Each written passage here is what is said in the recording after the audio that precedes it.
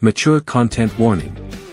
On Logan's Joe Takes, strategic commentary may include strong language, heated opinions, classified references. Time to call in the Joes. Opposing forces may attempt audio interference. Logan's Joe Takes. Mission begins now. Welcome to another edition of Joe Takes Classics. I'm Logan, the G.I. Joe Gamer, your host. We're going to watch three videos, specifically three Night Force style videos. I was only going to do two, but that would have left Night Force hanging and it would have been a little weird. We're going to check out Tunnel Rat. We're going to check out Shockwave, which was our last year's, it was on Memorial Day, not on Memorial Day. Veterans Day celebration last year. It was pretty cool. So it'll be like that. And then I will talk specifically about the Team Night Force. And then I'll come on after and we'll have some fun with that. And just talk some G.I. Joe and some Night Force. And I'll be in the chat the whole time. But what you're about to see will be all video for about 3 hours. So bear with me. I'll be here in the chat and let's watch some video together. This is Joe Takes. We're talking Joe Takes, 53, 54, and 55 all together. So it's quite a bit, but it's my take on the two characters, Tunnel Rat and Shockwave, and then also the whole sub-team Night Force. And then I'll come on and we'll talk a little bit about Night Force, and if I missed anything, I'll do any that I've got that's new. I'll give some updates. We got a cool gamer in the house. Hello, cool gamer. Welcome. I'm gonna play some video, cool gamer. So be ready, buddy. I'm gonna play lots of videos. So, but I will come on way later after because these videos are almost an hour each, and there's three of them. And well, the first two are close to an hour each, and the last one's a little over an hour. So, got a lot to look at, and a lot to check out, and a lot to see for Tunnel Rat, Shockwave, and Night Force. Let's do this.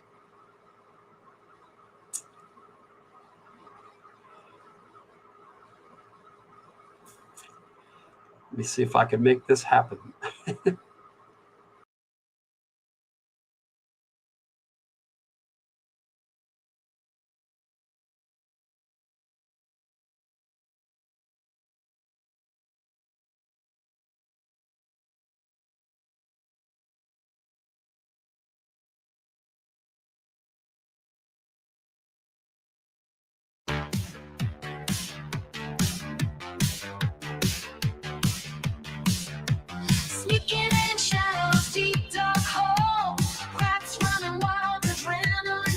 Its toll.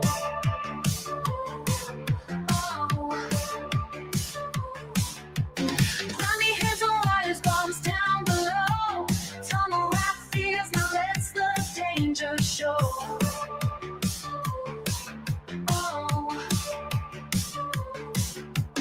Night vision, foggy heart racing fast. One wrong move, this breath could be his last. Sweating mixed with dirt, mission in disguise. Disposal expert got steel in his eyes. Boom, boom, gonna cut the wire. Hopeless fuse, don't beat the fire. Boom, boom, silence in the night. Tunnel Rat, let's for this fight. Harmless visage carved in every scene. Story of the warrior, the unsung engineer. Combat crawl through the deadly maze. Explosives whisper secrets in a haze. Gung-ho's voice echoes in the din. Brother, you holding up in that skin. Shoulders broad, stance ready for. United against the fear and the cold. Scars on flesh, scars on soul. Brothers in arms with stories untold. Heroes and dark warriors of the light. Tunnel Rat fights till morning twilight. Boom, boom, gonna cut the wire. Hopeless fuse, don't beat the fire. Boom, boom, silence in the night. Tunnel Rat lives for this fight.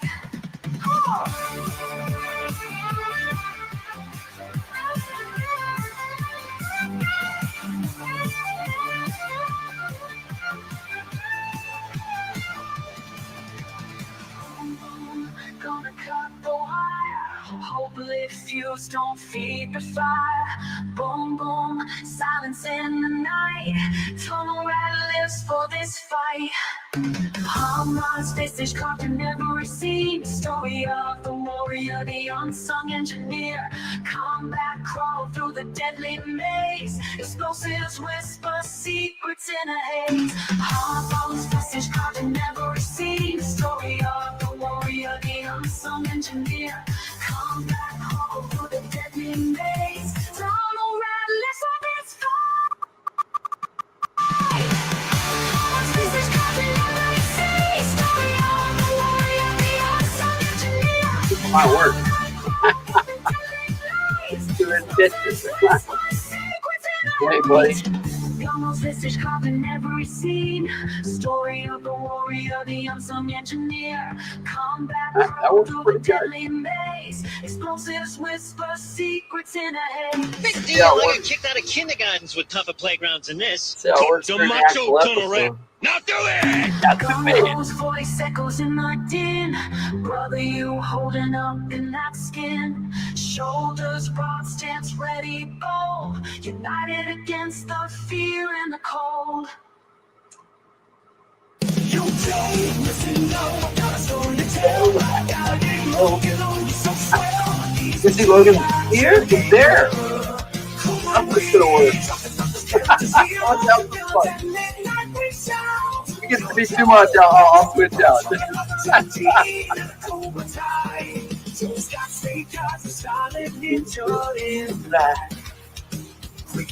Swords, you'll give you a heart attack. Then there's two believers, so go, gung ho, always ready to fight and make those cameos. And we can't forget about Sky, the ultimate girl power. A fierce warrior. No problem. I have a hard time not speaking along the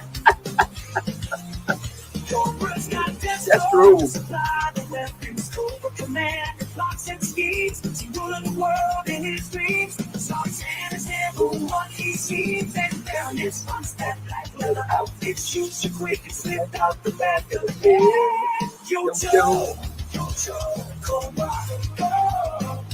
Logan's here to give his G.I. Joe taste. Oh yeah, Yo, Cobra. Oh, you know what? We see this. G.I. Joe thing. Still cold.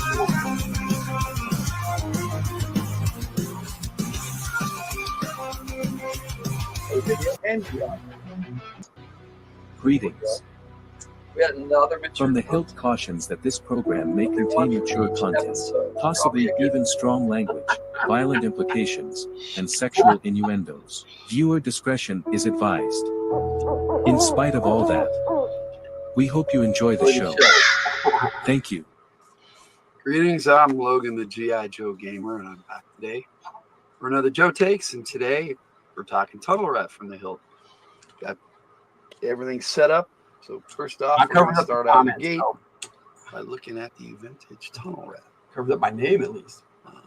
Mine still even has See what it does with the paint on comments. it. I fixed it up and had to replace the O-ring today, but he's still in really good shape. Has both thumbs and his crotch. So, you know, for being from 1987 when I bought it, I think that did pretty good. The only thing I'm missing is on this massive backpack that he has. As you can see, it's a little back heavy. But, Was a big backpack. he has this massive backpack, and there's these little flashlights that come out. And I only have one of these. There's supposed to be two that fit right down in these holes. If I can put it back in there. There we go. Let me show you what it There's says these on the two little bottom. holes there, and I've got one in the other one. So I'm missing the other one, but you know, over time, who knows? Let me get some background music going here, There we go. and then we'll check on the chat and say hello. Does he come with a tunnel? Hello, my bro, Sith. How you doing? It's good to see you. Well. Saturday Hilt time. Yeah, it blocks the chat. So All right, I'm out. Good to I'll see you. hop in if I need to say something. now, this particular figure came with a satchel that goes over the shoulder, and they never really made these long enough to go over the shoulder like this very well. This one was okay. A lot of times you can display them just going over one arm and not over the neck. But I like to display them like this because, you know, Tunnel Rat's a very cool character. And what most people don't know about Tunnel Rat, or maybe everybody does know, I don't know, it's been almost, well, let's see, 1987. So yeah, it hasn't been quite 40 years, but it's pretty close. Is that his head sculpt, he was designed after the comic book creator, Larry Hama. And so he has Larry Hama's face. So the comic book writer who wrote most of the G.I. Joe comics back in the 80s got his own action figure. And he actually seemed to like Tunnel Rat, used him a lot. I'm going to sit him here as we take a look at something we don't normally take a look at. And that's going to be some of the modern 25th anniversary style figures. Now, this one has a gun and a holster here that you can take out. It's not sculpted on. And a knife you can take out, but they, for some reason, put it on the right side. When on the original, it was on the left. So we've got the modern and the vintage Tunnel Rat here next to each other. Now, this one is a decent figure. I like the way they sculpted a lot of these. And this head sculpt actually looks more like Larry Hama than the original. But what it's really missing is a lot of the cool face paint. I mean, there's a bit there, but not like the original. Now, they came out with another modern one. And in the vintage line, they actually came out with two other Tunnel Rats, but it was the same mold. And I didn't get in the habit. If I had the figure, I usually didn't get the one that was the same, but with just different colors. I wish I had now as an adult collector. But this particular Tunnel Rat here at the vintage line came out two other times. And the first time was as Night Force, and the second time was as a Sonic Fighter. I don't have the Sonic Fighter or the vintage Night Force, either one of those, but I do have the Night Force version of the modern line, and I have all his gear for that. Is Tiger off the side playing with Scarlet? No, actually, Tiger's napping right now, but like a big old tiger, she's taking a nap. She'll be awake for tonight, I hope. Now, see the difference in the guns here. See that this Tunnel Rat I have all the gear out for. I have the gear for the other modern Tunnel Rat, but I couldn't find it. It's all mixed in with all the others. I wish I'd never done that at the time. But the main difference is the tripod on the gun here. This is down instead of up. Still one solid piece of plastic. His bag actually says TNT on it. So they made some improvements, but the backpack does not have flashlights on it, which is I found interesting due to some of the improvements that they made on the modern figure. Now, I do have two of the classified Tunnel Rats. I have both the classic version of him, and then I have the Night Force. We'll take a look at the classic version and compare him up to both the modern, vintage and modern here in just a second. Now, this gun actually has the tripod, but it can actually fold out or fold up. It's kind of cool. Hello, Kenneth Bird. Welcome. It's good to see you. Talking Tunnel Rat today. All right. But it is pretty much the same gun as the original.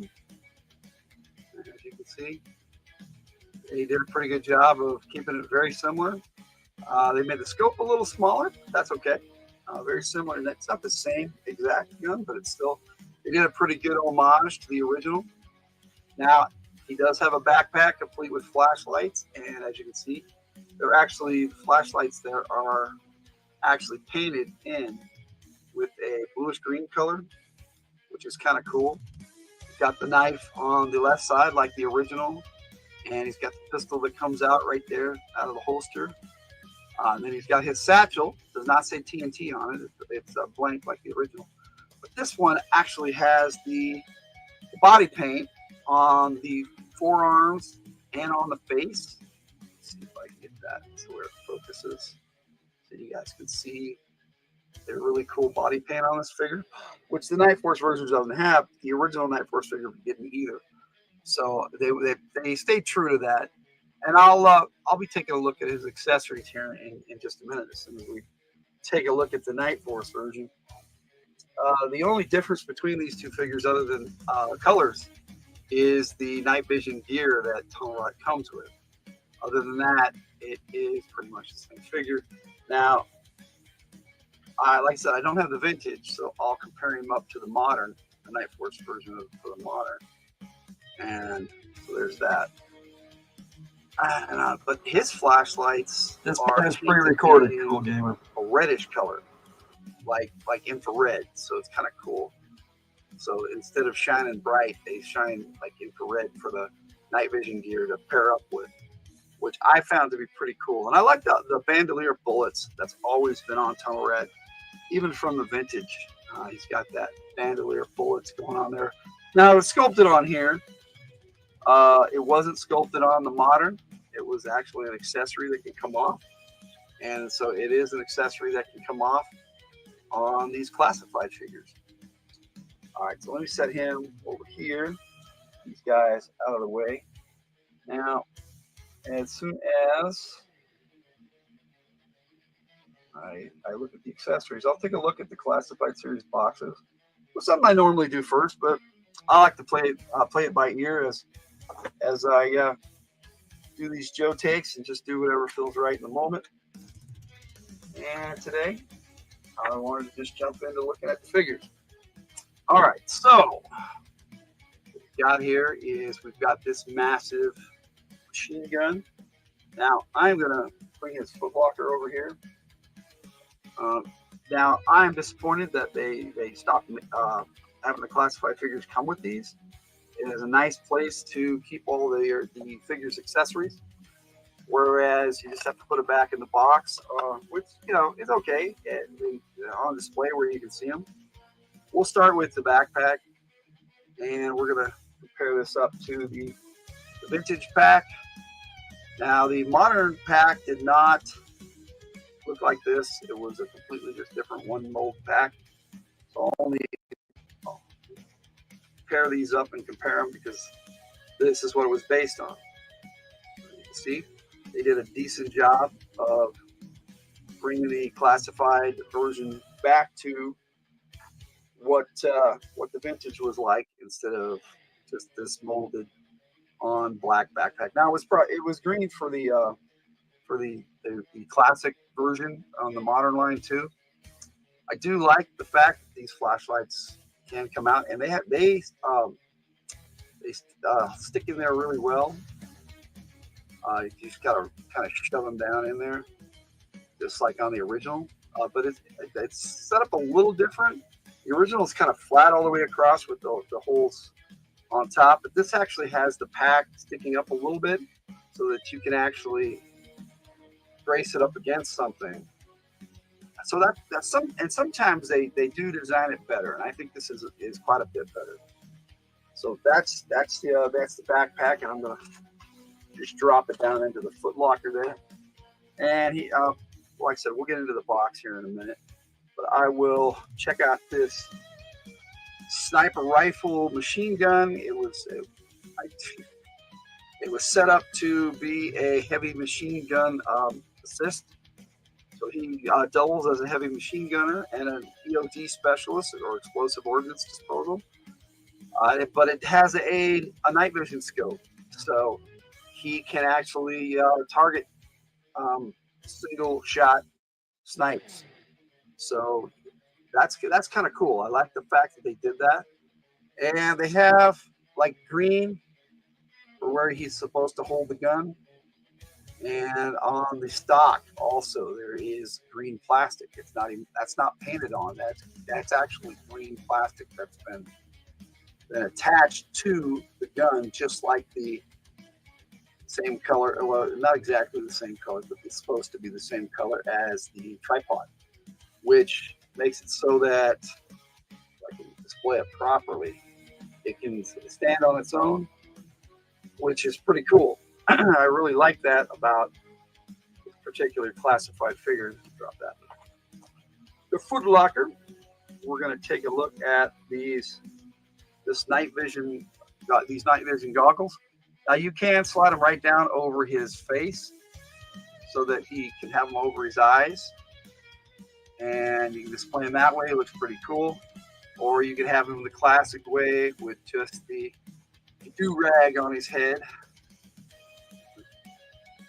which is how the original was. Now the original had just a darker color, darker olive green. Hey, we got Joel and Spike in here. How you doing, Joel? It's good to see you. Talking Tunnel Rat today. Now, I'm going to put those away, and we're going to put his arm down, good and proper. Now, the way these classified figures are designed is so cool. I really, really like them. Now, I'm going to put his satchel back on him and his bandolier bullets, which doesn't really stay very well. There is a little peg actually on here where you can pop it under his scarf. And if you get it in there right, it will stay pretty good. And then he has another, he's got his holster strap there with his Joe Pro as well. So I like the Joe Pros. I know a lot of people don't. I don't know why. I think they're pretty cool. Their communication right there by the shoulder, so they can just tap it and they can talk to whatever they need. And once it's activated, they can voice activate it, and they can, it'll pick up everything. And it also doubles as a camera. So it is a body cam as well, which I think is pretty cool. Now, I know it's flat on his shoulder, so you might think it can't film forward, but apparently the technology is such that it can film 360 degrees. So I think that's pretty cool. At least in my head canon, that's how it works. And there's his satchel, which like I said, before I put the figure away, I'll put that on. But compared to the original satchel isn't flat. And let me see if I can tip this off of him without doing any damage to his thumb. Gently take his gun out here, set my vintage figure aside. And now, see, on these, if you put it over the shoulder, you had to actually get the elbow close to the head and bend it over, and then you could just slide it off. It wouldn't just pop on over the arm. So let me put the tunnel right down here as we compare these satchels. And now it's not the same color, but I actually like the more subtle brown. It's like kind of a light brown color compared to the green.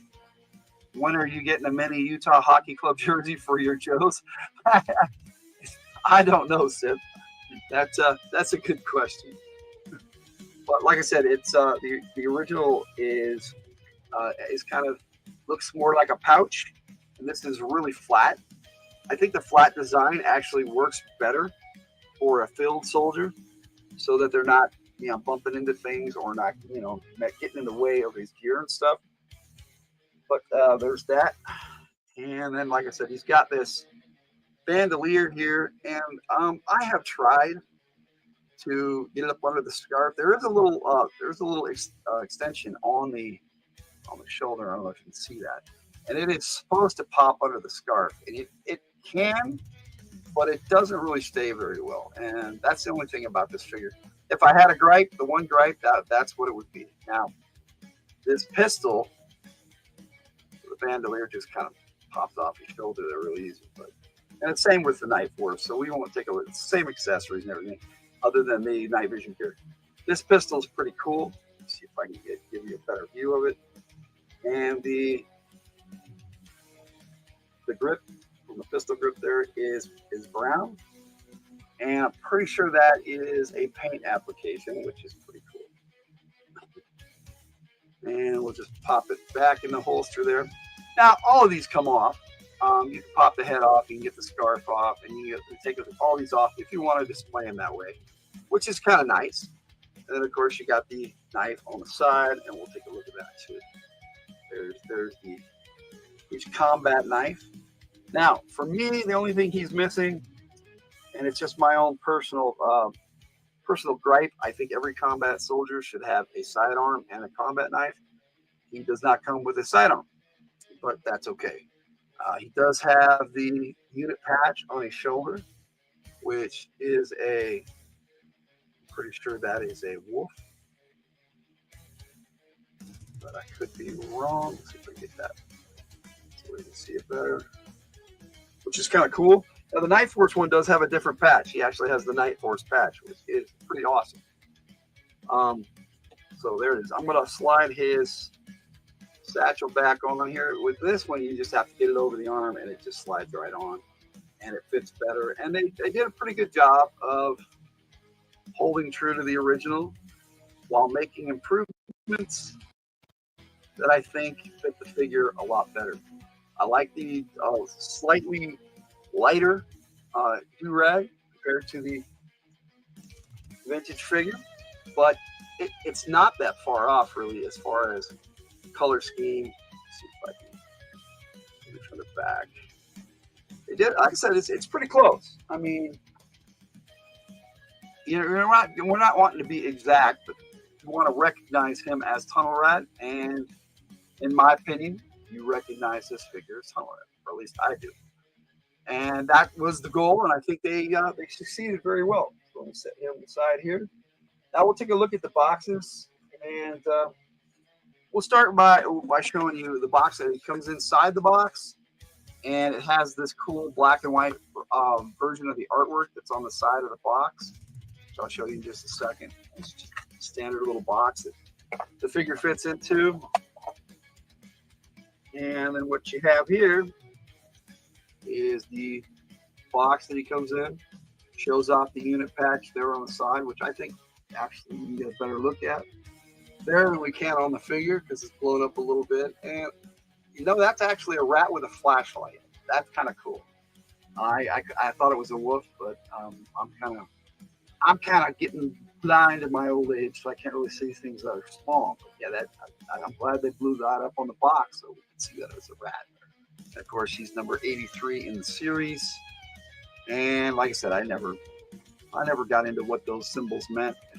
And in lieu of a file card, I think that's not very cool. But then you got the back and then got the side with the really cool artwork, which is in my Joe Takes 53, which I'll be showing at the end of the video. So there is Tunnel Rat 83.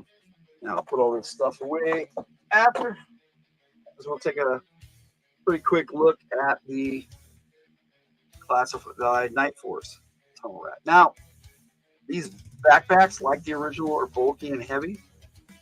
They do not stay very well if you put it straight, but if you lean it forward and it kind of sticks out of the back a little bit, another possible mini gripe, but I generally don't like to gripe about any of this. I like to just tell you what I like about these figures.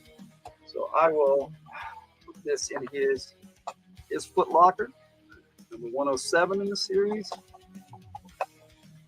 And big, bulky. And see, now the gun is the same. And I forgot to point out on the other one that the massive clip here just comes off and pops back on. So that's pretty cool. It has the bipod, same color. Now, see, on the other one, the gun, the sight is painted as well. This one's painted red, and that one's the blue. I didn't point that out on the other one, so I'm glad I got the opportunity. So the main difference I wanted to show on them is not only that the patch, unit patch on the shoulder, which I don't know if they have on the box. We'll take a look. Hopefully they do. So we can take a better look at the Night Force patch. And then we have the night vision gear. Now, pop this off and see, like I said, it's a lighter do-rag, but it's camouflaged, which is pretty cool. You see it. There's little bits of camo on there, which I think is a nice paint app. And his knife is painted with a black handle instead of a brown, which is pretty cool. Make sure that now this satchel is actually a green color, but it's the same setup, same deal. The Joe Pro is kind of red, giving it that Night Force feel. But like I said, the main difference here is the night vision mask instead of the goggles, which I put away already. So, but I showed you them already, so they're pretty cool. And it just slides right over the head, real nice and easy. so that you can just put it on your classified figure and boom, done. I thought that was a pretty good improvement over the other one, the one that was like a strap over his head. Now, this foot locker. Pop that off to the side here as I pick up the box. See the box that came with inside. The artwork is completely different on this figure, which is cool. Hello, Cool Gamer. How you doing? It's good to see you. We're talking Tunnel Rat today on Joe Takes. And so this, I love the fact that he accentuated the pistol and the holster on this particular piece of art. And the color version is awesome too. So we'll be taking a look at both of those. Now here is the Night Force box, and they do show off the unit patch there. So let me take a closer look as we look at the front. Now, see, I like this that they added this bit here all across the bar where they, if I can do this right, where they show the accessories. I wish they kept that up. That's pretty cool too. Now, it's on the back where they have all the accessories, so that's neat. And he's 107 in the series, and then there's the artwork, which is, I actually prefer the black and white in most cases, and that would be the same with this one. I don't know why, it seems to accentuate what's on the gun more than the color. So, same pick, just colored. And let me see if I can get a good look at that unit patch. Not really. Maybe you guys can. Let's see what that is. I'll put it real close up to the camera and see if I can get it so it's not so blurry. There's that. And like I said, I do like the Night Force logo. It's always been pretty cool. So there's your Night Force Tunnel Rat box. I do not have a carded version of Tunnel Rat, but there's your Night Force Tunnel Rat. And I'll put these two up together so you can see together so you can see the differences between the two. It's kind of subtle, but you know, just coloration. And you can mix and match if you want the green satchel on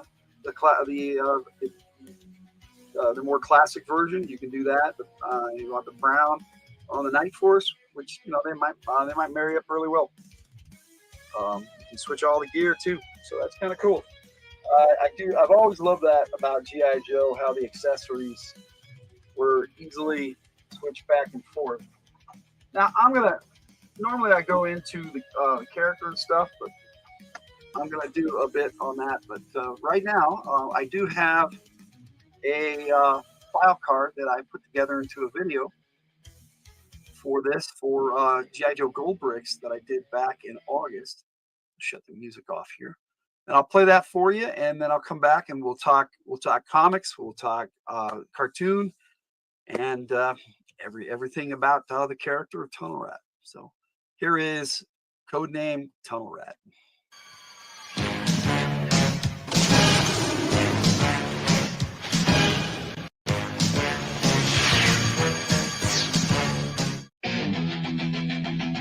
Joe. Code name, Tunnel Rat, EOD Infiltrator, file name, Nicky Lee, E5 Sergeant, U.S. Army. Birthplace, Brooklyn, New York, primary specialty, explosive ordnance disposal, secondary specialty. Combat engineer, qualified expert. All NATO small arms and all war subtype explosive devices. Graduated weapons expert. Preferred weapon. Welcome to the show, Mark. Watch this video, and then I'll be on later on tonight to talk more about G.I. Joe. The rule of the ground made him an ideal recruit for the G.I. Joe team. And after 5 years of using standard issue weapons in makeshift combat situations, Tunnel Rat jumped at the chance to work with a crack unit of veteran soldiers armed with some of the most sophisticated and highly advanced weaponry available, submitted by Falcon.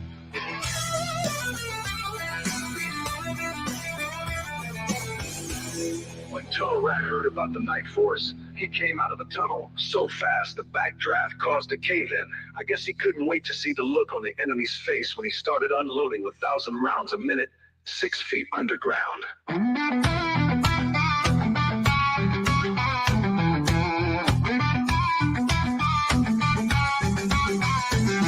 This job is great. I get to go to weird and exotic places, meet interesting people who are all out to surprise me. And at the end of the month, I get paid. What more can I ask for? No one wanna play with the rat no more.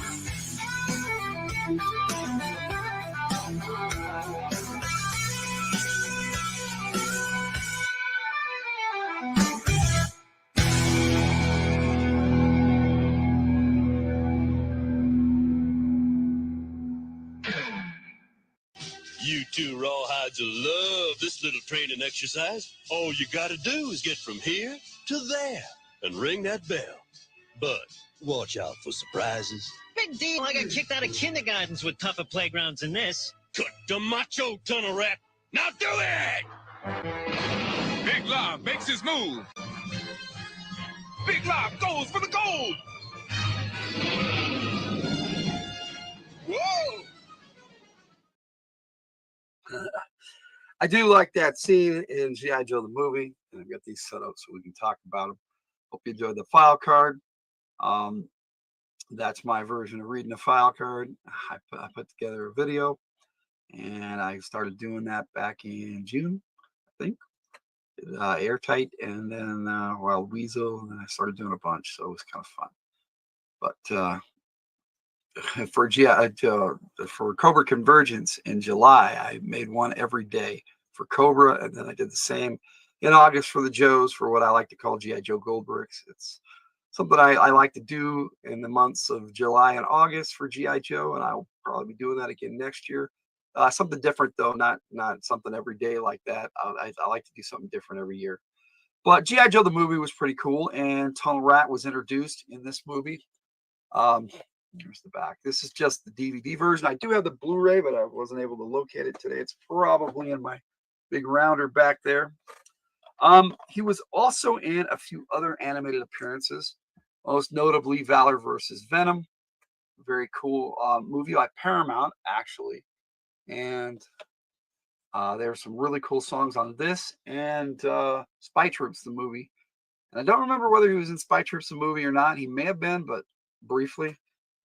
He wasn't one of the main characters in that. He actually played a pretty big role in this particular animated movie.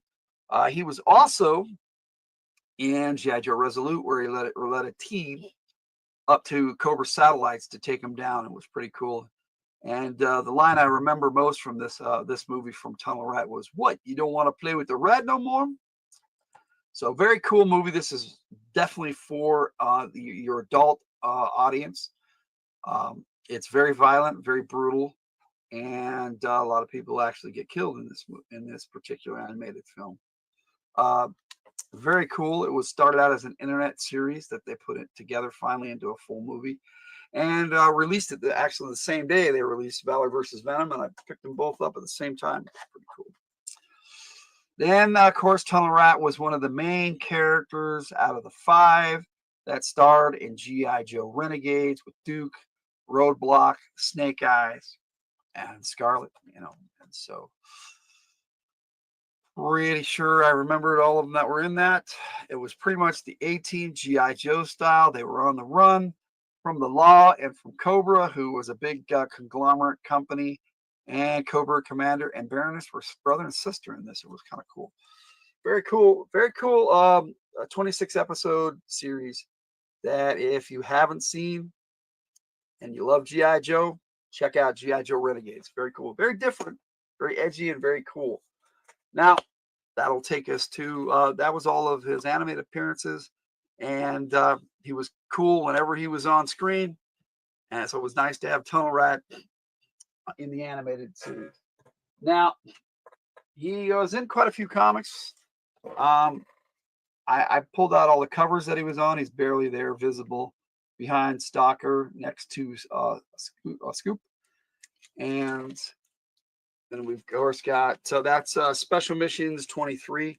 interesting issue, mainly focusing on Scoop and how he joined the Joes. But this is his first appearance in the comics. This is G.I. Joe 59, and he's right there front and center on the slam there with Outback, with Raptor, and the armored Cobra Commander coming down on him in the Cobra Pogo.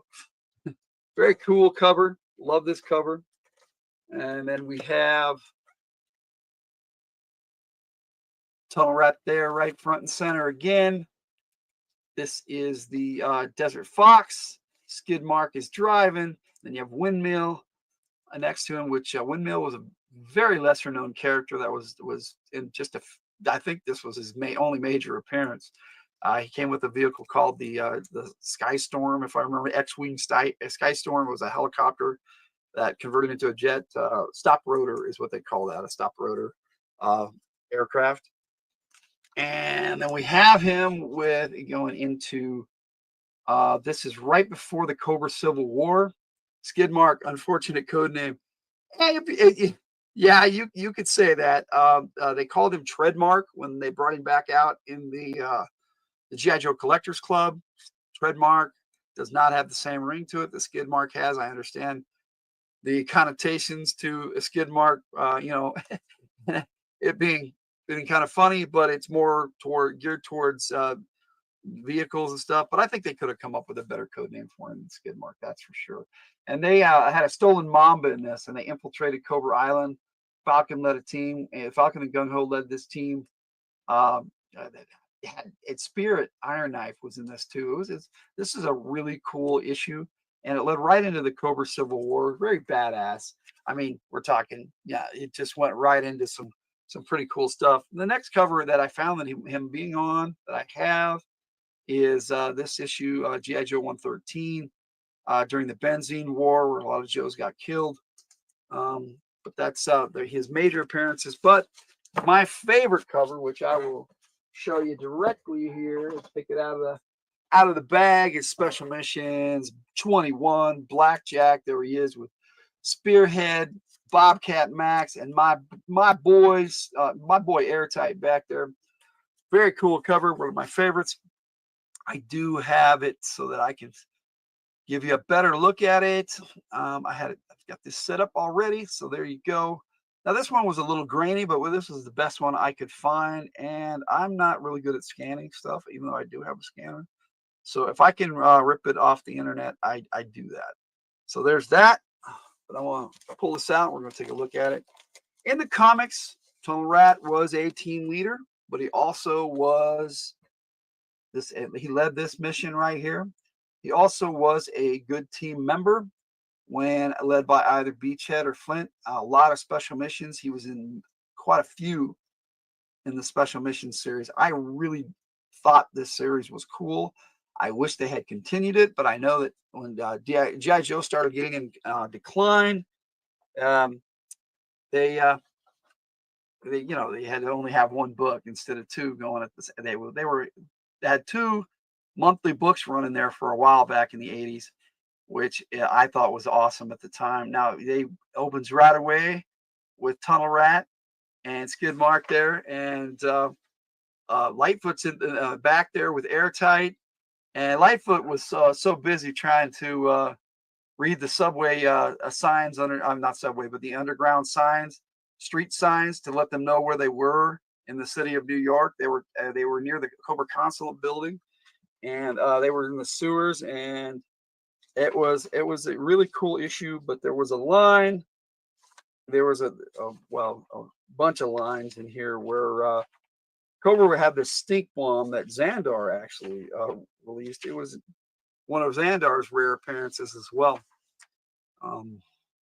So let me see if I can find this real quick. They were worried about this stink bomb, and Cobra set it off. They thought it was nerve gas or some crap at the beginning, but they realized that it was just a stink bomb they were going to release in the sewers. And once it went off, here it is right here. There's the scene down there. They're all putting their gas mask on, and they're all saying it's so terrible. Skid Mark says gas, and Tunnel Rat's all ugh.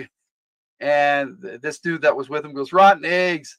And Airtight said dead skunk and Lightfoot up here, or Charborough. I'm sorry, not Lightfoot. Charborough said even. See, he said worse. It's not nerve gas. It's a Cobra stink bomb. It was. And so this was a really cool issue. And they were actually a diversion for what was going on elsewhere. But this whole issue was really cool. Yeah, definitely a side mission, and that is one of my favorite special missions, right along with the next one, which was 22 with the Shockwave, which I'll be taking a better look at next month, actually, for Veterans Day. On Veterans Day, I'll be looking at Shockwave. So that's what we got going on for next month, just so you know. But tonight, yes, comics are a good segue into. I will be a panelist on Spine Ticks Live. Please join us. Link in the description. Sith is in the chat. Thank you for being here, bro. Appreciate you being here. But I'm going to talk my opinion on the character here. But I wanted to shout Spine Ticks Live out while it was in my head, and I remembered Mahid, covered up Mahid. So we've got the figures, got cartoon, we've got Yo Joe, yes sir. We got the comics talked about. Now in the comics, like I was saying, he didn't have a really big role. I know Larry Hama liked the character and he had him in it a lot. He didn't have any pivotal arcs though, and it was nothing. There wasn't any personal stories with Tunnel Rat, but some very cool issues where Tunnel Rat had a lot of cool things to say and a lot of cool things to do, which is nice because a lot, so many characters in the whole saga of G.I. Joe, it's hard to focus on single characters. And Larry Hama did have a few that he really liked to write, and unfortunately, Tunnel Rat wasn't one of them, but clearly he liked Tunnel Rat, and I'm sure that it was very flattering that they made him in the writer's image. Good to see you, Synthetic really Panels. cool. Welcome in. Bust out the vintage one more This is time. a video, but We see I'll it be one live more later. time. Now, my opinion of Tunnel Rat, he is a squad leader. Now, he's also an explosive expert, explosive ordnance disposal expert. So he can set the bombs and he can take them down. He just knows how to defuse bombs. That is his role. But he also is an effective squad leader and a really cool field sergeant. That is his rank and pay grade. E5 sergeant. Very cool character. Now, I like to have him with some of his 87 teammates like he was in G.I. Joe the movie.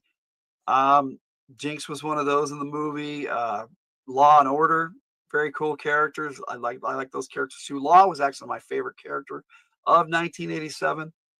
Tunnel Rat was a close second. At some point, if they bring Law and Order out for the classified, I might take a look at him. And I definitely will do a G.I. Joe short takes on Law probably next year. Because they should have him in the classified series. They got Mutt and Junkyard, which is cool. I'm glad they put them out first, but it's time for they got Timber as well with Snake Eyes, so it's time for Law and Order. And there it is. So Tunnel Rat to me, definitely a super cool character that was introduced sort of in the 6th year out of 13, so it was right in the middle. So he definitely around through a lot of it. Get this music going, chat with a bit of music going on in the background. Definitely one of the better characters that they came out with after, I would say, 86. 87 was kind of the cutoff of when started getting character background in detail for characters. I mean, some of the ones that came out later got some decent backgrounds, like Big Ben in 91, and he got some pretty cool story arcs. Shockwave in 88. Like I said, I'll be taking a look at him next month. He's my favorite 1988 character.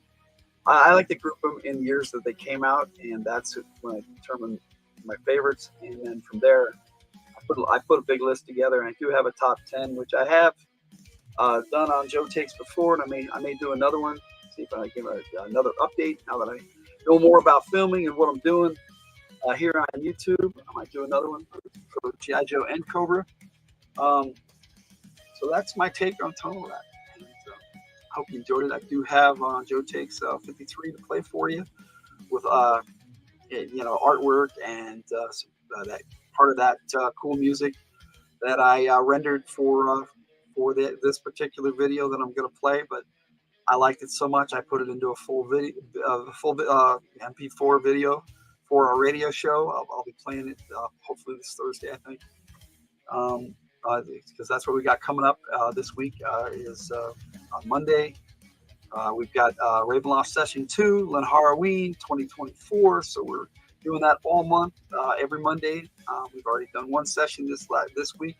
And so starting next week, right out the gate, Monday night, 5 p.m. Mountain Time, Len Halloween, Ravenloft. So we're going to be having some fun with that, which falls right in line with Halloween this month. I thought Tunnel Rat was a cool Joe to look at in October for Halloween month. Then on on Wednesday night, we have a premiere for our Len Harl series, which Tiger has rendered some incredible images again. And I have put together a song that I hope people like. So it should be a good one. It's a little different because I had to kind of put together two different classifications of monsters, humanoids and amorphic creatures like blobs and shape changers, and put one song together for that. And I think I put together a decent song, so I hope you enjoy that. Thursday night, we're on our radio show, which our theme is witches this week for both our for this next week for both our radio show and our Fridays from the Hilt, and also Spine Takes Live that week. The theme is witches, so it's all witches all the time next week. So it's going to be a witchy week.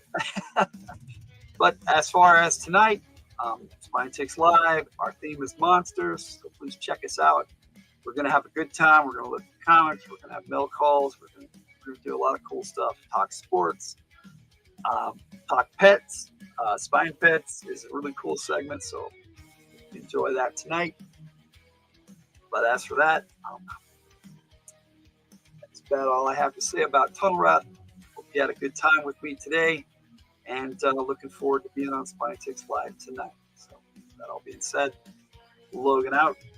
And here is Joe Takes 43.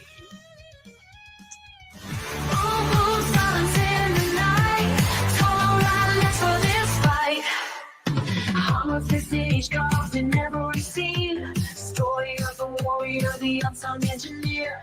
Combat crawl through the deadly maze. Explosives whisper secrets in a haze. Gung-ho's voice echoes in the din. Brother, you holding up in that skin. Shoulders crosses ready for.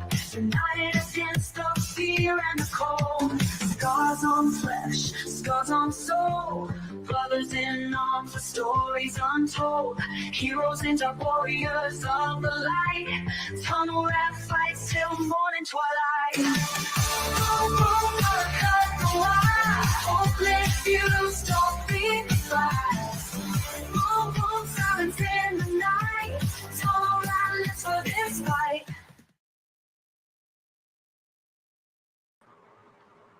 Oh, would I do a thing like that? Unsubstantiated fantasy! Lies! Lies! Lies! I think you might need an exit strategy. Well, this new one starts to play. Let me pause real quick. I'm going to do a little intro here.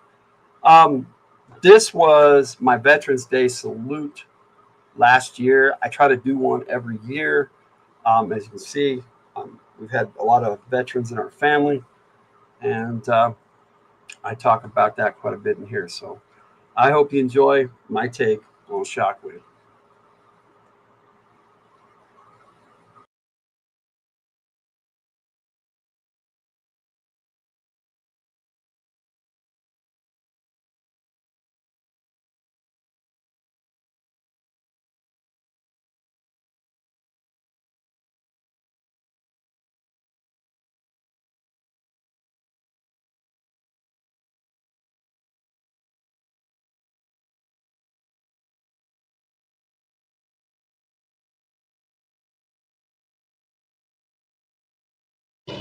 All right, Cobras, it's over. Get those hands up. Washington's a little battered. The town still looks pretty good to me. We won a major victory today, but it's not over. Serpentor's one tough cookie, and Cobra forces will follow him to the gates of oblivion. We'll have to keep on our toes from now on. The price of liberty is always eternal vigilance.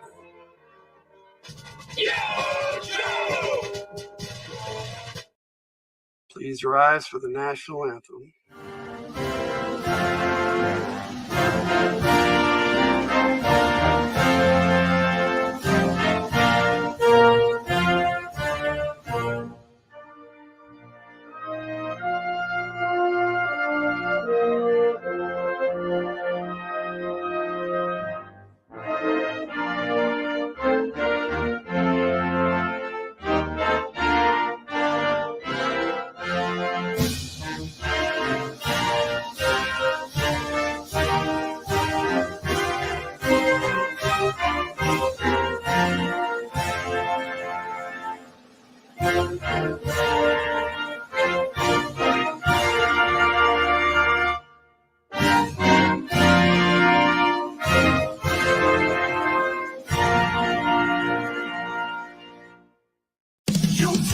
Listen, no, I've got a story to tell. By a guy named Logan, oh, he's so swell. He's the G.I. Joe gamer. Cool and weird, talking about those characters, heroes, and villains at midnight we shout. Yo, Joe, a Cobra, fucking like a Joe D, and a Cobra tie. Joe's got snake eyes, a silent ninja in the black. Quick nifty swords, he'll give you a heart attack. Then there's Tooth the leader, so bold, gung-ho, always ready to fight and make those cameos. And we can't forget about Scarlet, the ultimate girl power. A fierce warrior to make her enemies cower. Cobra's got death stone to supply the weapons. Cobra command, plots and schemes. She ruled the world in his dreams. Sartan is never what he seems. And Baroness spots that black leather outfit. Shoots her quick and slipped off the back of the head. Yo, Joe, Cobra, go. Logan's here to give this G.I. Joe taste. Oh, yeah. Yo, Joe, Cobra. Cobra don't forget, cause it's a G.I. Joe game.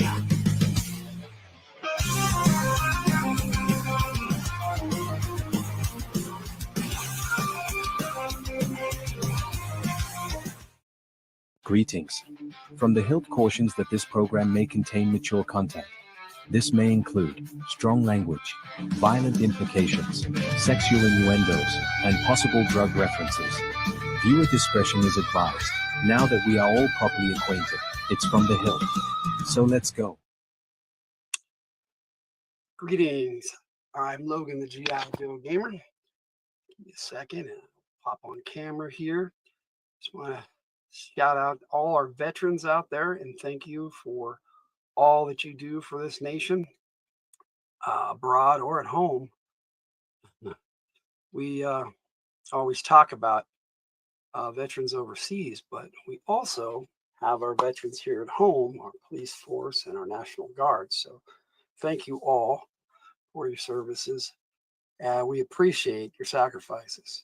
That being said, my family has quite a few veterans that have served and are still serving. And tonight we're going to celebrate one of them in particular. My wife, the Tiger, her great-grandfather served in World War II and the Korean War in the Navy.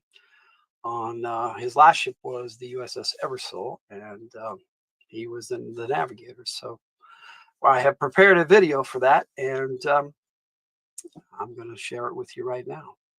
So here is a salute to Bud, as sung by our AI personality, Brad Gambison.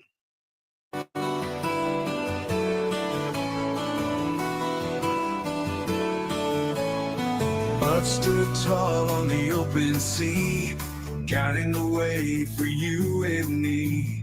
Through the storms and the endless fight, he navigated through the darkest night. On the USS Eversole's deck, he kept the course without a wreck.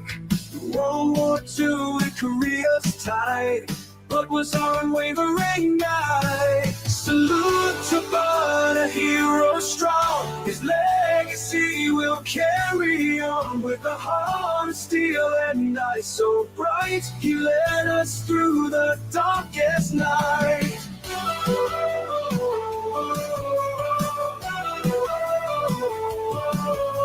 Oceans vast and battles long, Bud's will kept him ever strong. Through the anguish and the pain, he brought us safely home again. In the heart of the raging storm, he stood steadfast, kept us warm. His bravery we won't forget. Commander Bud, our hearts are set. Salute to Bud, a hero strong. His legacy will carry on with a heart of steel and eyes so bright. He led us through the darkest night.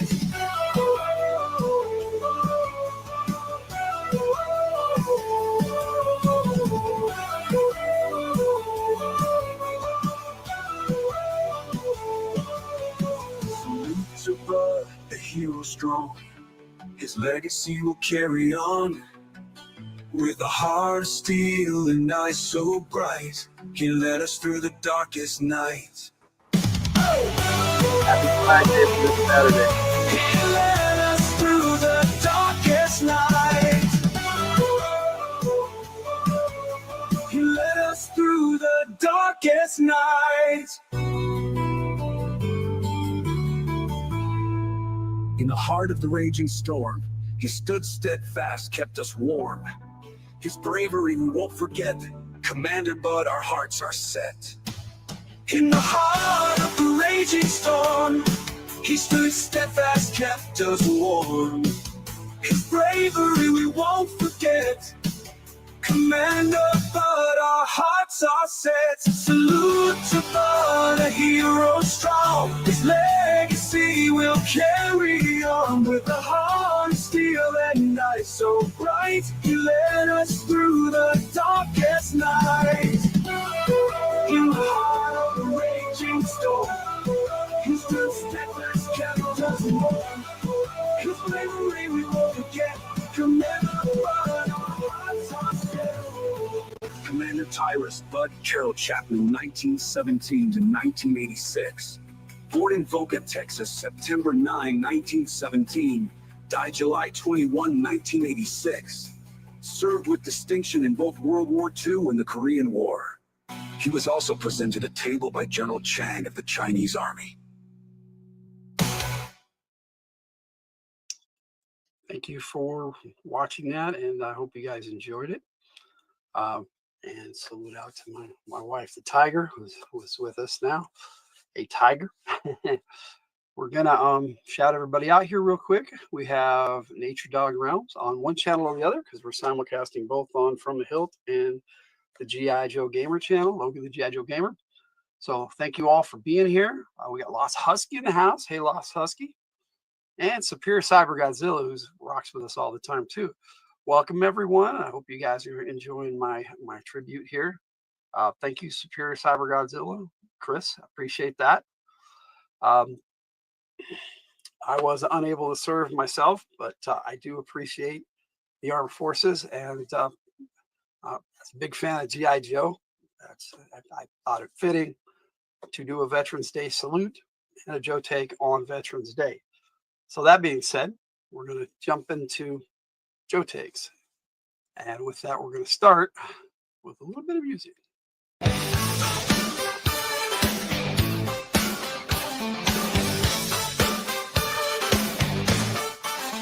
Streets dark and silent, tension in the air. With a mask and a mission, he's always aware. Shockwave shadow moves without a care. Justice in his blood, danger everywhere.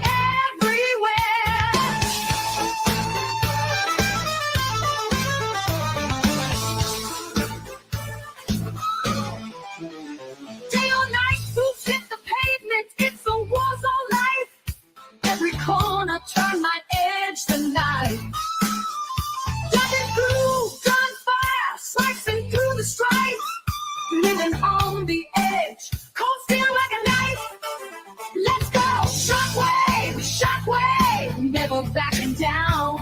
Shockwave, shockwave, shadow of the town.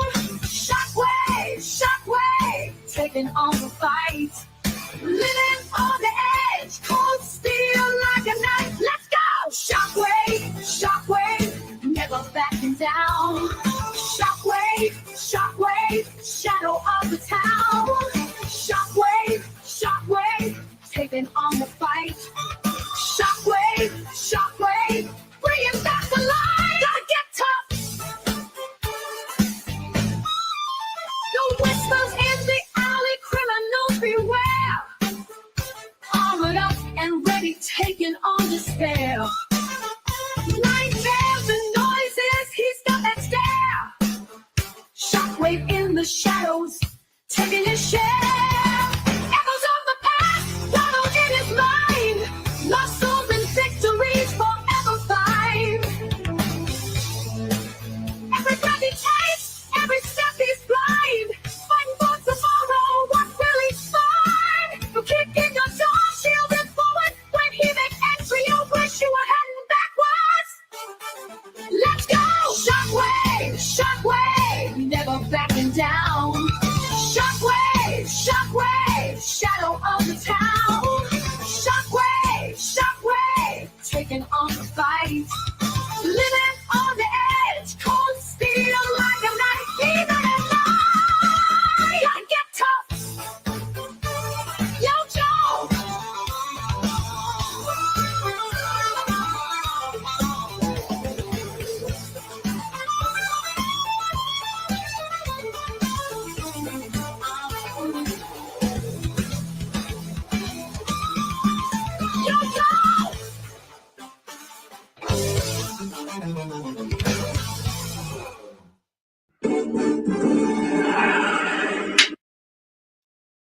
All right. Hope you guys are rocking and having a good night, and appreciate you all for being here. And like I put in the chat, for those of you who are watching on and chatting and on various channels, I did put a link to From the Hilt, which is where most of the people are talking, chatting right now. So thank you all for joining me. Today we're going to take a look at a character from G.I. Joe 1988, Shockwave. And the reason why I chose this character, especially for today, is because it's Veterans Day. And Shockwave is a veteran of not just the armed forces in the Army, but he's also a police veteran. He actually served on both as a character, this particular character. Anyway, he came out in 1988. And again, in 1989, he came out as part of Night Force. I do not have that figure. I do have a stand-in. I have a modern Night Force version of Shockwave, which is my only version of Shockwave. And I think that is the only version of Shockwave that they put out. But the cool thing, I'm missing his Uzi. He came with an Uzi of the same color. And what we got here? All right, Chris. Cool. Thanks for being here with us. I appreciate everybody who joins us, and you can watch it on either channel, whichever works for you. Now, like I said, he came with an Uzi, but it mixed in with all my other accessories somewhere or lost. That's a possibility. It's been a long time, but he also came with a pistol, and his backpack is really cool because it's got this little spot where you can slide the knife in and out, and so he could have his combat knife on the character without being in his hand. So he could hold, originally when you had both, he could hold the Uzi and the knife, and you can display him with all three of his accessories. All right, and you are welcome, darling. Tiger is thanking me and thanking Nature Dog, Chris, Mama Chris, for the tribute video. And she says, I too couldn't serve, but my sister did. Yes. And at some point, we'll probably do a video for Tiger's sister. I'm no doubt we'll be doing a video for my uncle, who was also Navy. So her sister was Air Force, but serving in any branch of the armed forces, abroad or at home, is an honorable thing and an honorable tradition in a lot of homes. And again, thank you all. All right, like I was saying, I'll get back to the Joe take. This is my Night Force version of Shockwave from the 25th anniversary line. He came out, I think, in 2015 or 2016. He was like one of the last figures. I think it was part of the 50th anniversary line. Lost Huskies, take it off. Night, Lost Husky, you take it easy. Thanks for joining us. Appreciate you being here. And he too came with the standard Uzi and stuff, and he has a pistol. But again, his accessories are mixed in with all my other ones. It gets pretty crazy. All right. So that's going to take us to the classified version. And what we like to do is start with the box. We'll take a good look at the box. We'll start with the back. I like how they highlight certain areas. There are certain things about each variation of packaging that I like.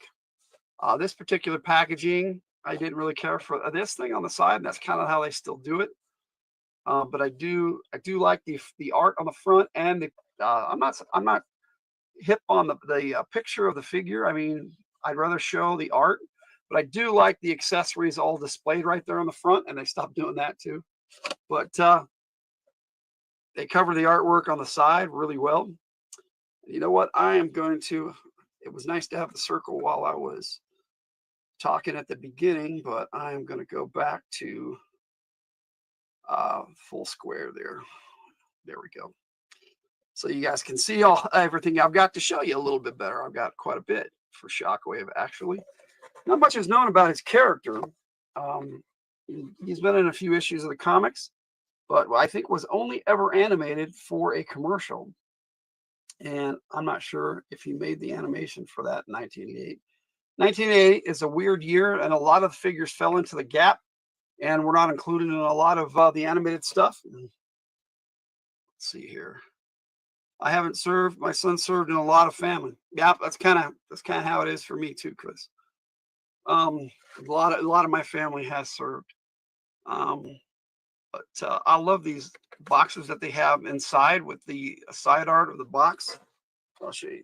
I kind of like the black and white better. I don't know why, but it's pretty cool to have both. And the figure actually sits in here, and you can just put them right back in the box next to their Foot Locker, which they stopped doing these too. I love these, but they did these with the window-free packaging, the plastic-free packaging. But all the accessories go in here, and he's number 105 in the classified line. So that's the box. I do have a second figure I'm going to show you, because I have two versions of Shockwave, and the second one I have is with Night Force, and he came with the Night Pursuit motorcycle, which is a variation of the Ram cycle. Hello, Ronnie Trickshot. What's going on, Ronnie? Let's see. Hello, Logs, my man. Yay. Hey, good to see you, buddy. You wished you could serve too. Yeah, me too. Hey, we're saying hi. Anyway, this one has it's a newer one, so it's got the window packaging is back. He's number 127 in the line, and he is the Night Force version. As I was saying, I do have both versions in the classified series, and the side art is a bit different from the other one. So it's two different pieces of art for both Shockwaves, which is pretty cool. Both Shockwaves. That sounds ominous, doesn't it? We got both Shockwaves coming in. But anyway, I do like this packaging. I wish they would still include the Foot Locker so you could have a place to put your accessories. But it came with the motorcycle. But like I said, I have all three of the Ram cycles that came out. I know they call this the Night Pursuit, but it's still just a variation of the Ram cycle. The first one that came out is the original green, and it comes with the sidecar Gatling gun. It spins. It doesn't have a little dealio where you can spin it from the back like some of the other variations in the modern line did. And then I love how it's got the little windshield, and let me take a look there. It's got the speedometer and the gas gauge there. It's a pretty awesome little bike. Then they came out with a Tiger Force version, And any excuse to show off my motorcycles, I do. So there it is. There's the Tiger Force version. And we've got a steering wheel issue. Straighten that out if I can. Anyway, some of the coloration on this one, like I wish they would have done the gun in black instead of red, but you know, if wishes were kisses, right? Yeah. All right, but what we came here to see is the Night Pursuit, the Night Force version of the Ram cycle, and they don't call it the Ram, but it is a Ram cycle, and I do like the variations on it, and I'll show you some really cool options with it. So we take a look. Show off my motorcycles. That's right. Hey, Kate, how you doing? Welcome. It's good to see you. Veterans Day salute was at the beginning, so if you want to see that, please check it out in the replay, Ronnie and Kate. Anyway, the sidecar just easily pops off so we can get a better look at it. Did it again? That's okay, Kate. It's good to see you. We recognize you, whether you're Miss Reclusivity or narrative-driven art. Anyway, I love the way they painted this one, and I do love the coloration on this one. All of this was well done on this particular version of the Ram, the Night Pursuit. Got the speedometer again, if I can get a closer look. And they also have, get the steering wheel out of the way there, gauges on, maybe I can give you a better look on the yellow one.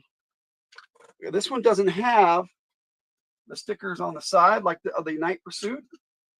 So I can't give you a better look, but maybe you can still see it. There's like gauges on the sides. And the other two don't have that. That's cool. It's a nice difference, nice variation. You'll check on it. That's cool. Chuck it on the list. Freaked out when I saw my great grandpa moving. Yeah, I managed to get a pretty good video of that. And it was AI generated, but it's still pretty cool.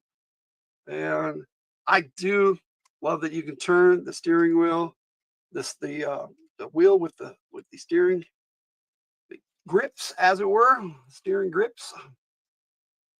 Straighten her out there. There you go. I think it's pretty cool. Love the black windshield, and you know it's got a nice little brown coloration on the seat. And again, the sidecar just snaps into it. It has a nice little kickstand that folds up. So when it's displayed without the sidecar, this helps it stand up by itself. Plus, when it's with the sidecar, it makes it so it doesn't move when you're trying to take a look at it or film a video. Now, this particular one, I don't know if it's how they all come, but the sidecar actually pulls apart and the gun comes out. But the other ones have a little peg on here that makes it so that the wheel doesn't come out. But this particular one doesn't have that peg, and I wonder if it's just mine or if that's how they all are. But I'm going to put the wheel aside so I don't lose it. It's so easy to lose this color stuff on my carpet. But yeah, the Gatling gun that does spin like that. Now, the reason why I took it out to show you is it can be used as a handheld weapon, and it comes with this magazine barrel for its ammunition, and it looks pretty cool once you get it all assembled. But that's a big gun for a character to be sporting around. I think only Roadblock or maybe Gung Ho could have effectively wield this as a hand cannon, as it were. But I did like the fact that they all come apart and that it just slides in and out pretty easy. Stays in pretty good though too. So you got this, like I said, just a big old Gatling gun, and this spins.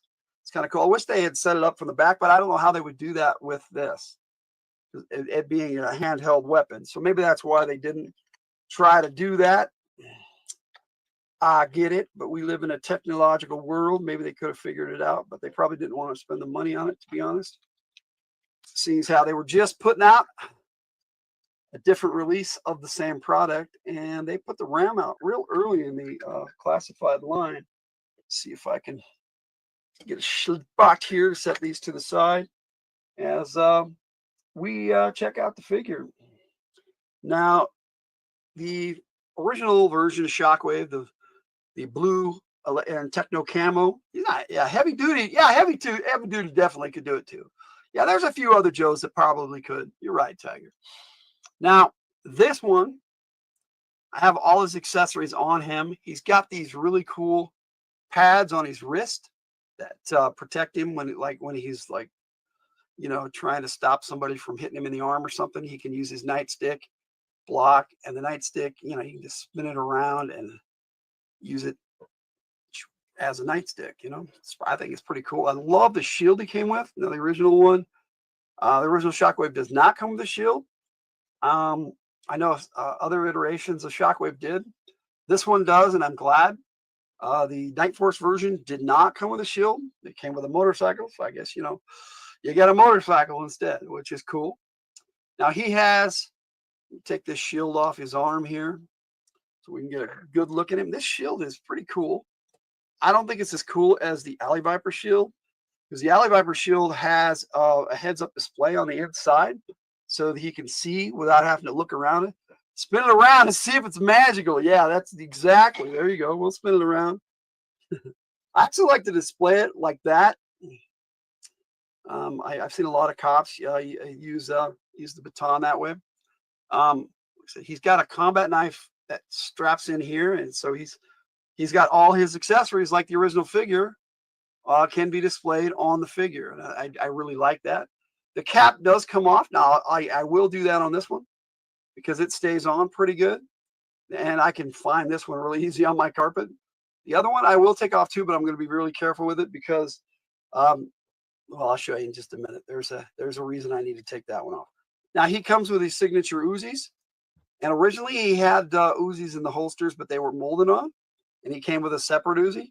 But this particular version has one on each side, so he's got the dual wielding aspect, and these clips pop right in and out. Magazines, I should say. We all like to call it a clip, but the actual terminology is magazine. So the clip is actually the stuff inside, whatever. And he does have another combat knife on the boot here, strapped down here on the boot, and it's just a little black knife. But there's not many differences between this one and the Night Force version except for color and the accessories he came with. It's pretty much the same figure, but he's a badass figure, so that's all good. So we'll set him to the side. So I pop up the Night Force version, a Shockwave. Now this particular version came with a lot of stuff. Like I said, he has the combat knife there, and in the boot, he only comes with one pistol, and it's a different kind of pistol. I'll give you a look at it. It just looks like a standard 9mm Beretta, or could be an M1911A1, which is one of G.I. Joe's favorite. He does come with a larger Uzi. He also comes with this decent sized machine gun, which I really like. Now his backpack also has a drone. I'll take that off and I'll show you. Now, the drone is really cool. It attaches to the backpack. But I wanted to show you this gun too. The machine gun.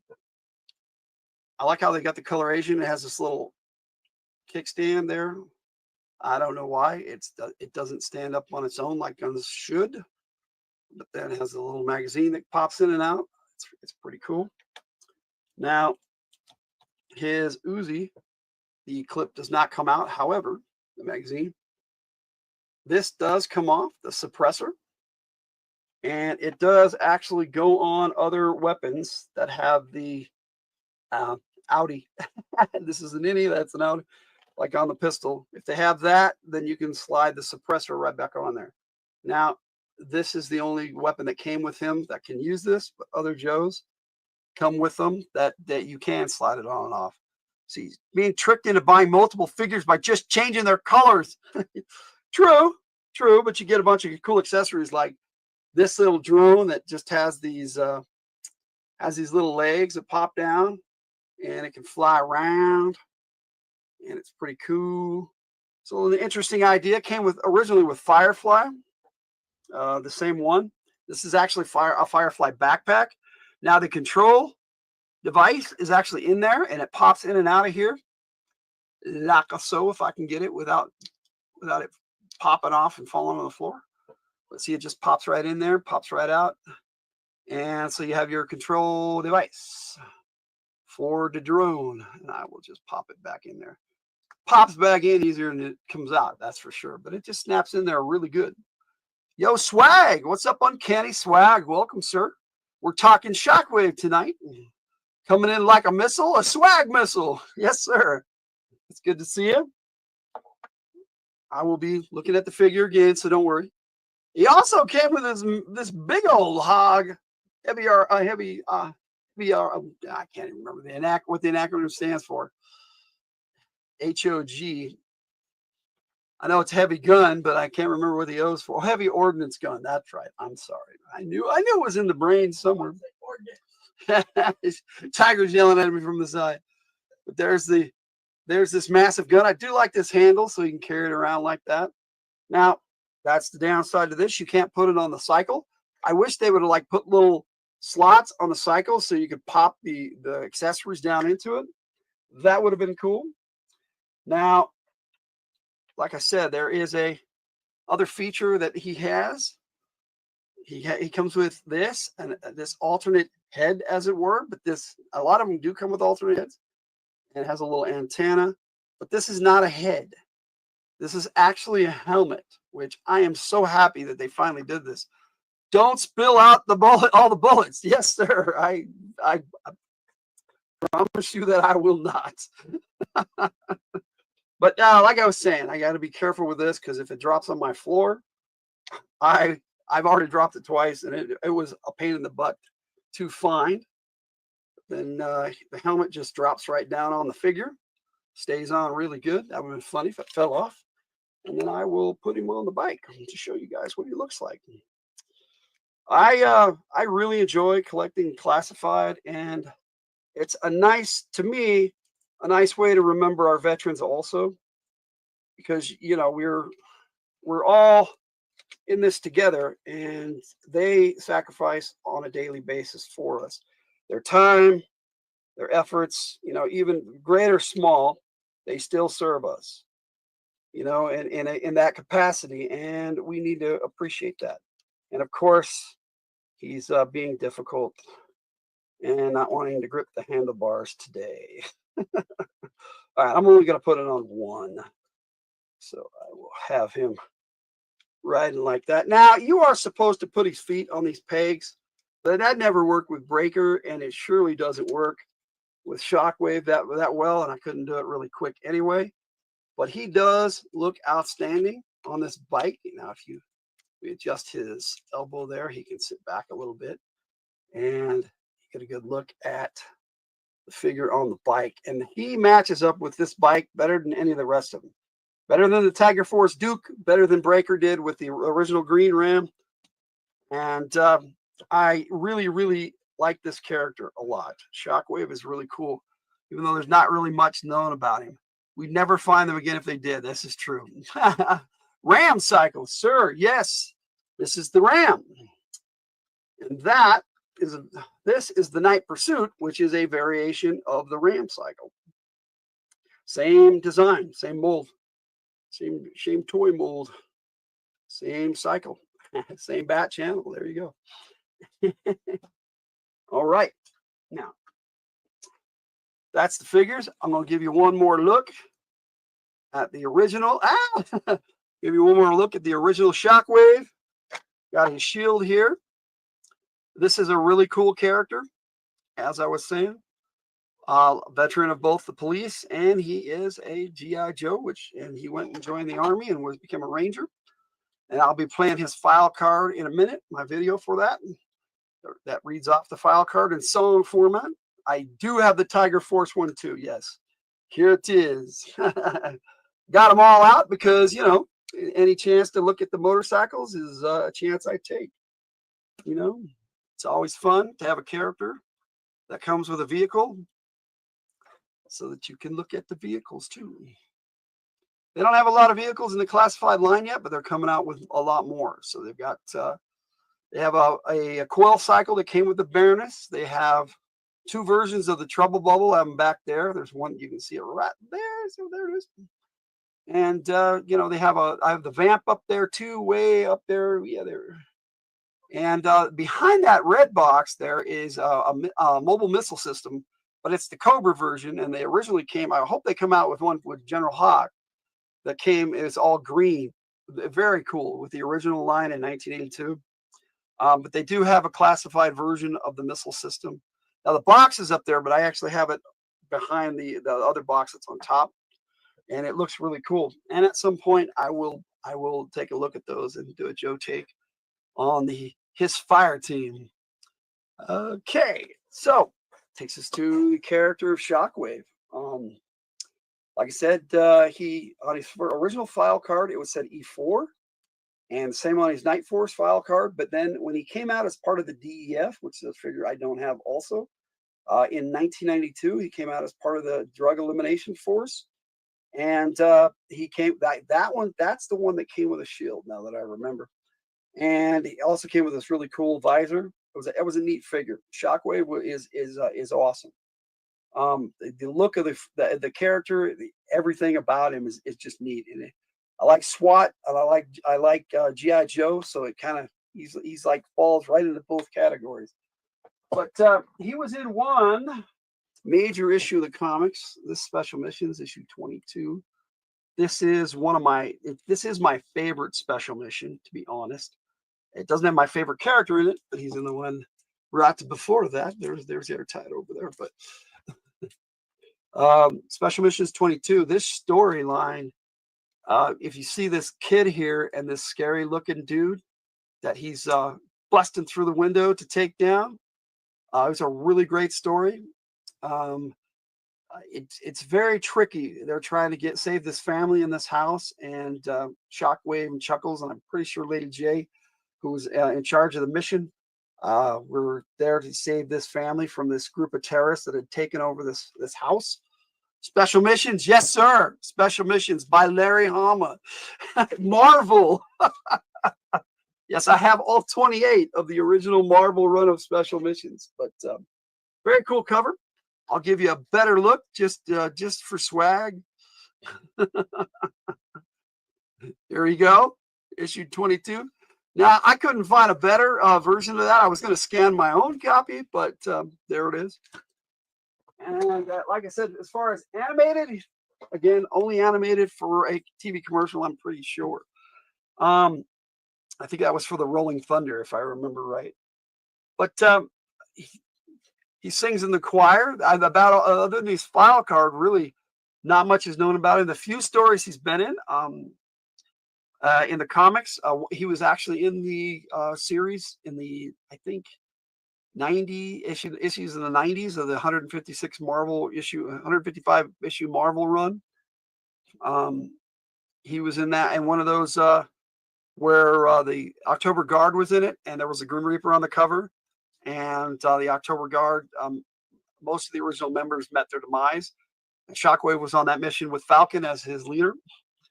Falcon's the leader of Night Force, so it's kind of cool that they paired them up together in that issue. There was another, I think, special mission where Dusty woke him up in the middle of the night to go take on a Silicon Valley terrorist cell, a cell of Cobra that had taken over it looked like a bunker. It was pretty cool. It was supposed to be in Silicon Valley, and they had to get in there. Just great storytelling. Larry Hama is an awesome storyteller. I don't know if Shockwave was in any of the IDW run. I'm sure that he was, but not any major stories that I recall. Reading over what I have, which I don't have at all. I do have quite a bit of it, and I've been working on collecting the IDW run that started at 156 and went all the way to 300, written by Larry Hama. So there we are. As far as I'm concerned, that's the true canon for GI Joe. That's a super cover. It is, dude. It's one of the coolest GI Joe covers, and to have Shockwave on that cover, I had to include it in this video for the character Shockwave. But where Shockwave sits in my standings, he is the platoon sergeant for Night Force. It serves right with Lieutenant Falcon. He's Lieutenant Falcon's number 2 guy. So second in command of the Night Force. That's just the way I see it. On his DEF file card, he is a rank E7, and then when later on they show that he came with the Night Force again and convention exclusive. And he's always been right there with Falcon whenever they've done Night Force stuff. And Falcon, Shockwave. And that's the leaders of whoever they team up with them on Night Force. And there have been a lot of Night Force members. And I'm going to be taking a look at Night Force next month. I do not have any vintage examples. If I can pick some up before here and there, which is not likely because they're pretty expensive, I will. But I do have all the Night Force for the classified series with 2 exceptions. And it's a one box set of Lieutenant Falcon and Coral, which that's the only place Coral is in the line. And if I can pick that up, I will. So I can present the entire Night Force team that is available right now. But I do have the rest, and I'll be showing those off, including Shockwave again. But for the most part, I'm going to be just talking about the team Night Force, which, other than showing off the figures and all the stuff, not going to have much to say on that because Night Force, they didn't feature them in the comic book. And they never had a cartoon, which would have been cool. Just a Night Force cartoon, a Tiger Force cartoon, just a one-off movie or a 5-part miniseries. That would have been awesome. But like I said, for me, he's the platoon sergeant of Night Force, and is a very important character to Night Force as a whole. So I wanted to. I'm kind of glad that I'm featuring Night Force next month and him this month, so I can talk about him back to back. So that's going to be a lot of fun. You got super cover, yes. Okay, now I don't have any more to say on Shockwave, but I do again want to salute our veterans and thank you all so much for all that you do. I'm not a big one for saying thank you for your service without meaning it. So I mean it. Thank you for your service. I don't go around saying that all the time. I'm not what you would call a flag waver. I am patriotic, but I don't have a flag on my house. That's not something I do even for 4th of July or Memorial Day or Veterans Day or Armed Forces Day. There's quite a few days on the calendar that celebrate our armed forces. So for those of you who are, congrats, and thank you for that too, because we need to show them all the respect that they have earned. Now, I'm not necessarily talking about individuals, because not all individuals in the military are good, but as a whole, our armed forces should be respected and appreciated, because they protect us from all else. If we did a flag, we'd want to do it properly, and it's actually a lot of work to do. Yes. Because we would take care of it. We would put it up every morning. We would take it down at night and we'd fold it up. Yes, we would do it right. And I don't have the energy to do that because of my, of my current state in life, but that's just how it is. So on a final note, I'll show off Shockwave one more time. give you a good look. I do like the helmet. On the motorcycle, I think that is so cool. And even without it, a hat or helmet, he looks awesome. Great figure. I hope you've enjoyed my little talk on Shockwave. I wish I knew more about the character, but again, other than the file card, there's not a lot that has been told about Shockwave. And I think we should have a lot more Night Force and Shockwave stories, because G.I. Joe is a Night Force team. They do Night Force operations. And on that note, that is my take on Shockwave. I hope you've enjoyed it. Thank you, Ronnie. I appreciate all the support. I do. I appreciate the support, brother. And we all do what we can, and that's all we can do in this world. Now, I have his file card, which I will play for you, which is, I put it in song form. So I hope you enjoy that. And then I have a little bit more at the end for you. But on that note, thank you for joining me, and Logan out. If I can have everything set up properly, that would be nice. Take it easy. Yo, Joe.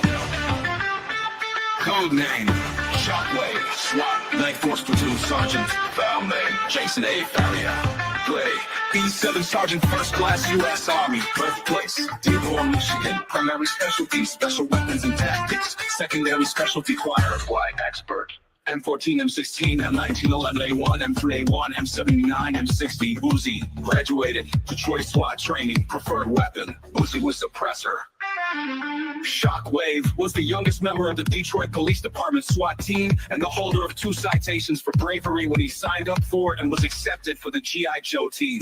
When asked why he left a promising career to work longer hours for less money, kicking down doors on better armed adversaries, Shockwave replied, "If you think I do this for the money?"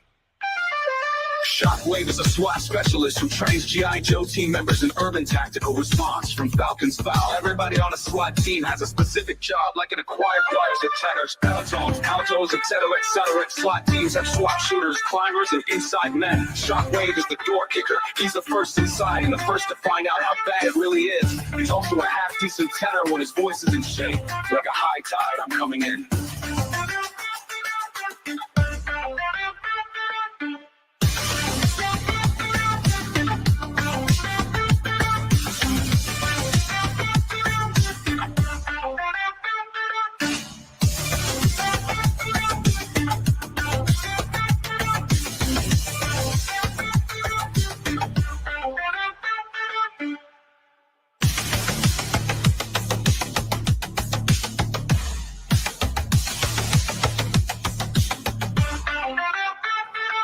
I'm just gonna let this play as we move right on into Night Force. And then after that video, a little over an hour, I'll come on and we'll talk more.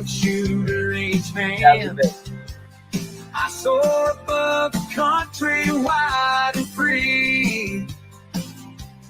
G.I. Joe helicopter pilot, that's me. Flying high with the Joes by my side, keeping them safe on every. In the dead of night, the skies ablaze, like helicopters set to soar.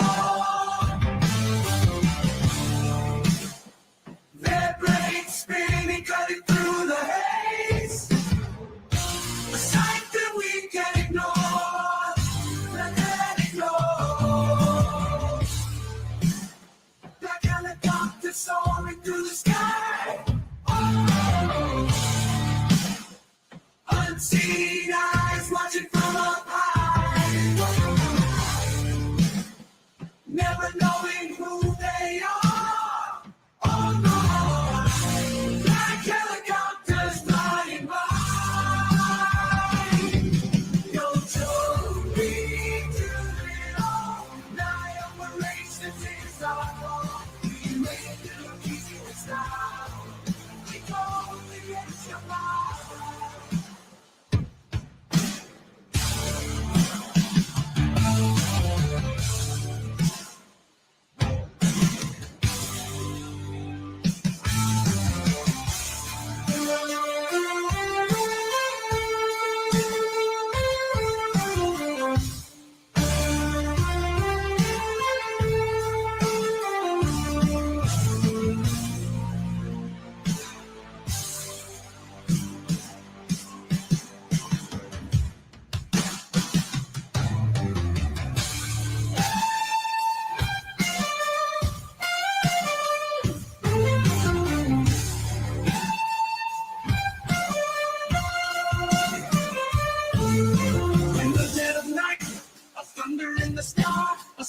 Of darkness, the mission to fly.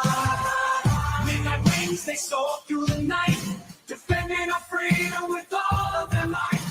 Midnight wings, fearlessly they roll, silent but deadly, they strike with precision.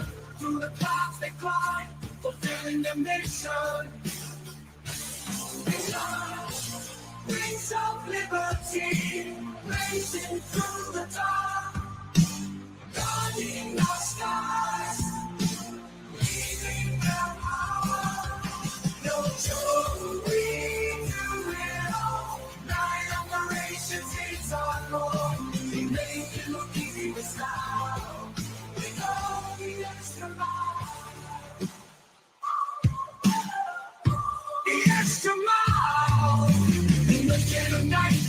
come alive, a force to reckon, it won't be denied. Steel beats in motion, shadows in the dark, through the smoke and fire they push ahead.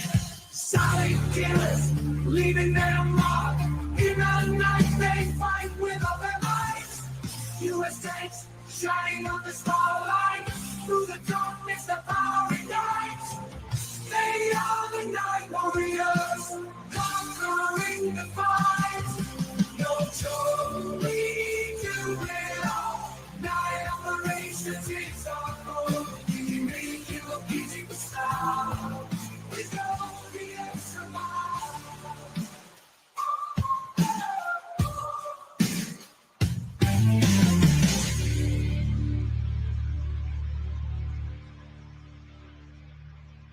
In the dead of the night, when the stars light the sky, we drive through the darkness with our spirits held high. Beneath the canopy of stars, we fight for what's right. Guided by the moonlight, we strike with all our might. We are the Humvee warriors, fire burning in our souls. We'll stand together no matter how the battle unfolds. Under the stars we'll fight till dawn's early light. Our Humvees light the way as we conquer the night. Yo, Joe, we do it all. We do it all. Night operations is our goal. We make it look easy with style. We go the extra mile.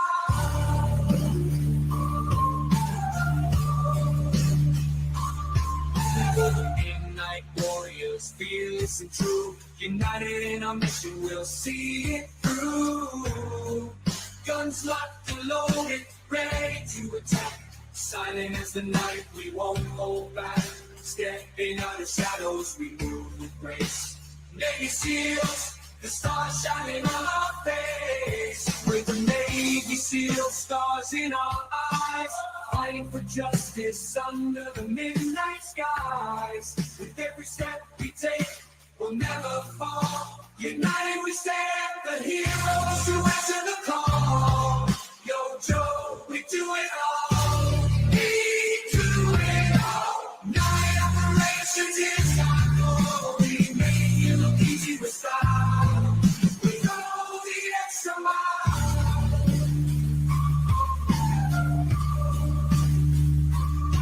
The skyward flight, black helicopters flying by, cutting our skies, leaving their mark on midnight wings.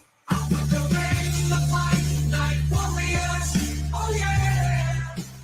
We are the Humvee warriors, oh how we conquer the night. We're the Navy SEAL, stars in our eyes.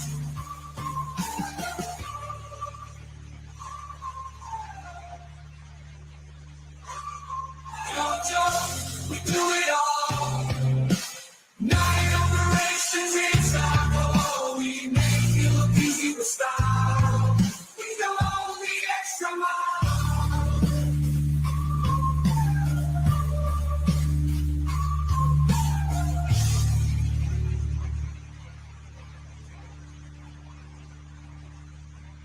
Price of freedom is always eternal vigilance. The fight for freedom is ongoing over the land, over or under the sea, in the air, and even in outer space. Yo, Joe, we do it all. Night operations is our goal. We make it look easy with style. We go the extra mile.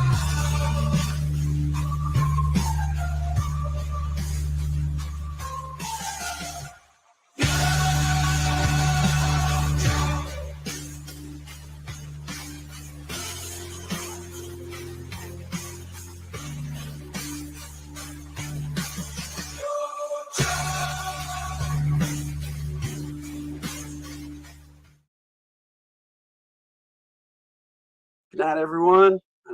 Happy birthday to my sister Margot. Mama sins. She sins mom. And happy birthday to her, and shout out to all the veterans one more time. Good night, and hey, Victor, and hi, Adam. We'll see you next time on Joe Takes.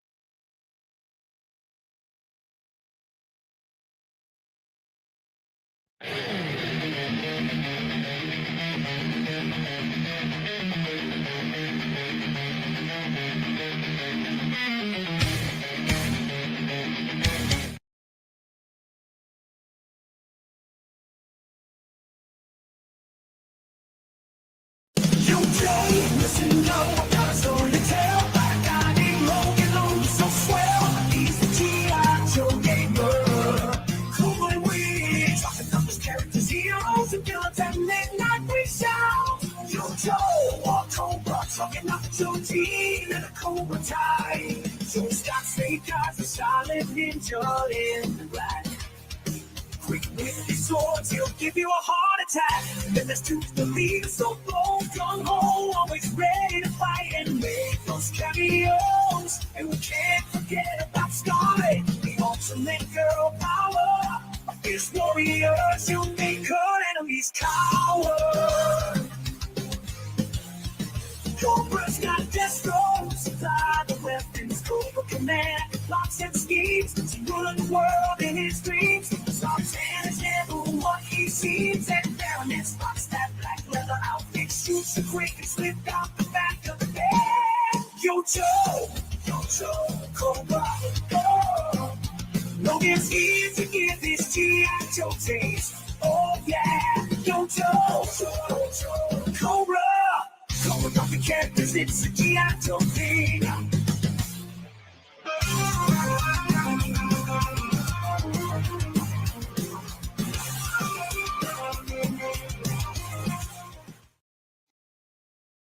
Greetings.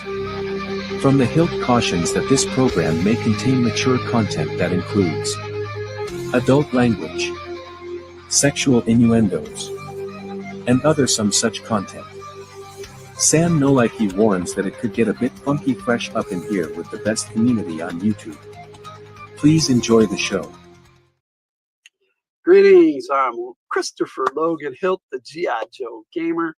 Welcome to our last live stream of the year where I'm live and not a game. We do have a game on Monday, so technically that'll be the last live stream. But this is the last one I'm doing for stuff like this. Tonight we're talking G.I. Joe, and in particular, looks like I got something on my hat for whatever reason, of course. In particular, I am talking Night Force. The hair, wow, weird. Cat must have got on my hat. But G.I. Joe Night Force is one of the least commercialized G.I. Joe sub-teams. And I wanted to do our season finale for Joe Takes on a sub-team. I did that last year, so that was pretty cool. We talked Python Patrol, and then in January, we talked Tiger Force bit. Next month, I'm talking, I'm going to look at the Techno Viper and the HMS, which is the Heat Missile System. So, and Heat stands for High Explosive Anti-Tank. But that's not what that missile system is, so it's kind of weird that they titled it that. But I will look it up and see if it has a different acronym. But that's what Heat normally stands for. Where there was Heat Viper, and that was what his acronym stands for. So, on that note, we have a lot of G.I. Joe figures to look at. But before I get into that, I want to shout out Spine Ticks Live, which will be tonight at 8 p.m. Pacific. I believe that's 11 Eastern. And for me, that'll be 9 o'clock Mountain Time. But the link should be in the description for Spine Ticks Live. If it's not, check it out. Just just search it, and Spine Ticks Live. Great show. We'll be looking at comics and talking all sorts of entertainment and good stuff. And we got half-hour shout-outs at the beginning of the show. It's always awesome. And our host, Sith Lordly, fantastic host. And so check out us and me and my fellow G.I. Joe live stream bros on SpineTix, my SpineTix bros. And the Tiger will actually be joining us on that one too. All right, let me get a little bit of music going in the background so we don't have what I like to call infamously dead air. If I go to the right section. So I've got some here, but I need to turn it down first. And we'll just hang out and talk some G.I. Joe because, you know, there's not a lot of info on these figures, on this sub-team, I should say, on some of the figures. Hey, we got a Sydney Cat in the house and a Cool Gamer. Hey, Cool Gamer, you were the first one in, buddy. I forgot to shout you out, but there you are saying hi, and I appreciate you joining us.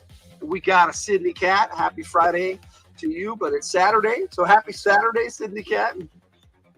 That's okay. Every day is Friday to me. Hello, Kenneth Bird. How's it going?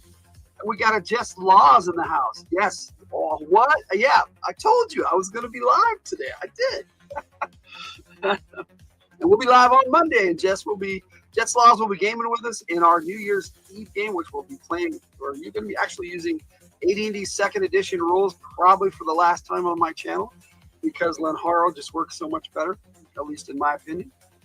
Everybody saying hi?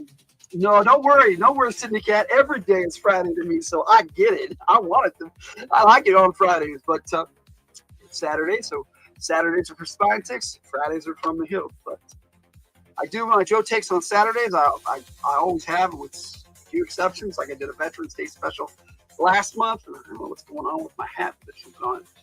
It did fall on the floor, so I guess it's my fault. Everybody saying hi. Good to see everybody. We're going to start like I normally do by looking at some figures. But after I look at the first figure, I'm going to play a video to give you an idea of some of the characters that I'll be looking at. Now, here's the weird thing about Night Force. It's all good. It's all good. Night Force, the original vintage figures, I don't have any of them. I don't have a single Night Force figure. I did not collect them as a teenager, and as an adult collector, they're too expensive. Hey, Bud Files, good to see you. Because I'm by myself, I probably won't be shouting you out in the chat much, but I will shout you out live. So it does feel like Friday. It does. It really does. I'm like, is it really Saturday already? But yes, because we had our premiere last night. Our topic take number 2, Galaxy Rangers, was on last night. So I hope you guys caught that. But I'm going to look at the only one that I do not have a classified figure of. That was a 25th anniversary line. Was actually part of the 50th anniversary, but it's still that series of figures where they're in that style. Yeah, he can't hold his gun properly, but they did get his gun, the right gun for Outback. Now, Outback is the only one. The reason why I'm doing him separate. He's the only one that has come out and they made him a Tiger Force figure instead of Night Force. I know it was an homage to the European Tiger Force Outback, but it's all good. I do have this Tiger Force version of Outback, which came in a 3-pack with Falcon the Shooter, and I'll be showing those figures off in a little bit. You didn't see it. It was a premiere or a video. It was a premiere last night, Jess. And I was there in the chat with a bunch of people, and you weren't there. And no, it's all good, Jess. Because we're going to see you on Monday, and we're seeing you today. And I'm sure you're going to be on SpineTix tonight. But anyway, Outback is a cool character. He's the survivalist for G.I. Joe. I don't know if you can see it there, but it does say survival on his chest. He normally has a white t-shirt, the original figure. But I love this black version of him. And he came with a crap ton of accessories, but I'm only going to show you his flak jacket vest that comes off and is hard to put back on. And then he had this big old thick backpack, which was for other figures. He actually came with a bunch of accessories that came with the G.I. Joe Retaliation Roadblock figure. That was from the movie. We got a Berdazzle. Hello, Berdazzle. Hi, it's good to see you. You know, I like that the air guitar you did recently. That was cool. It was good to see you doing that again. All right, so let me put him to the side since I got all this. And I got a table set up over here with lots of figures on it. So we'll get into that. But before we do that, I'm going to show you the my file card video for Night Force. I collected all of the file cards that I could find on Night Force. I may have missed some, but some of the classified figures are not included in this because they never had file cards. Now, I don't think I included Shooter, and I do have a file card of her, but I missed it in this for whatever reason. I may not have, because I put this video together yesterday really quickly. But here is the G.I. Joe Night Force file card gallery from Logan.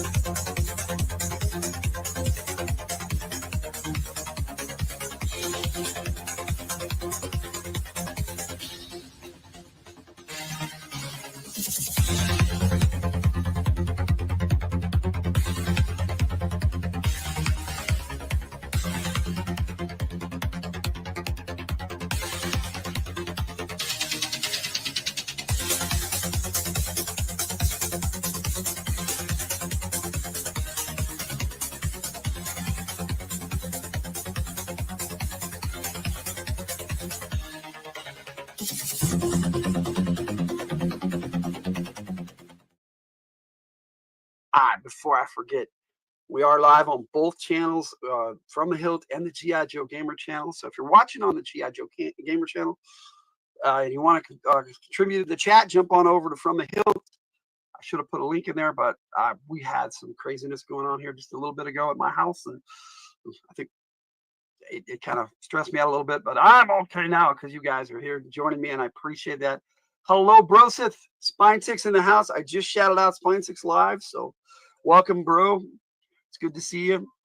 Probably needs more than 3 screens. And everybody live right now. I announced this video over a month ago. Now, I did move the goalpost and changed it from one Saturday to another, but that was weeks ago. And our poor Luna, you can hear her in the background and see her there on camera. She's in heat right now, so she's having all sorts of fits and not being too nice, as you can see. But we love her anyway, even when she's like this, but because she can't help it. All right, so let's look at some figures. I'm going to do this a little differently because I want to do some comparisons as I look. So we're going to start with the box art for the very first classified Night Force figure. This is Big Ben. Now, Big Ben was never in Night Force. He started. They made him calm down. Oh, okay, all right. I'm calm. Yeah, I'm calm. It's all good. Thank you, Jess.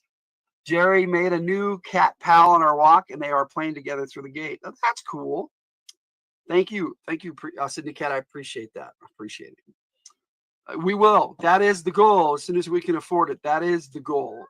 We will spay her. That is part of the plan. Yes.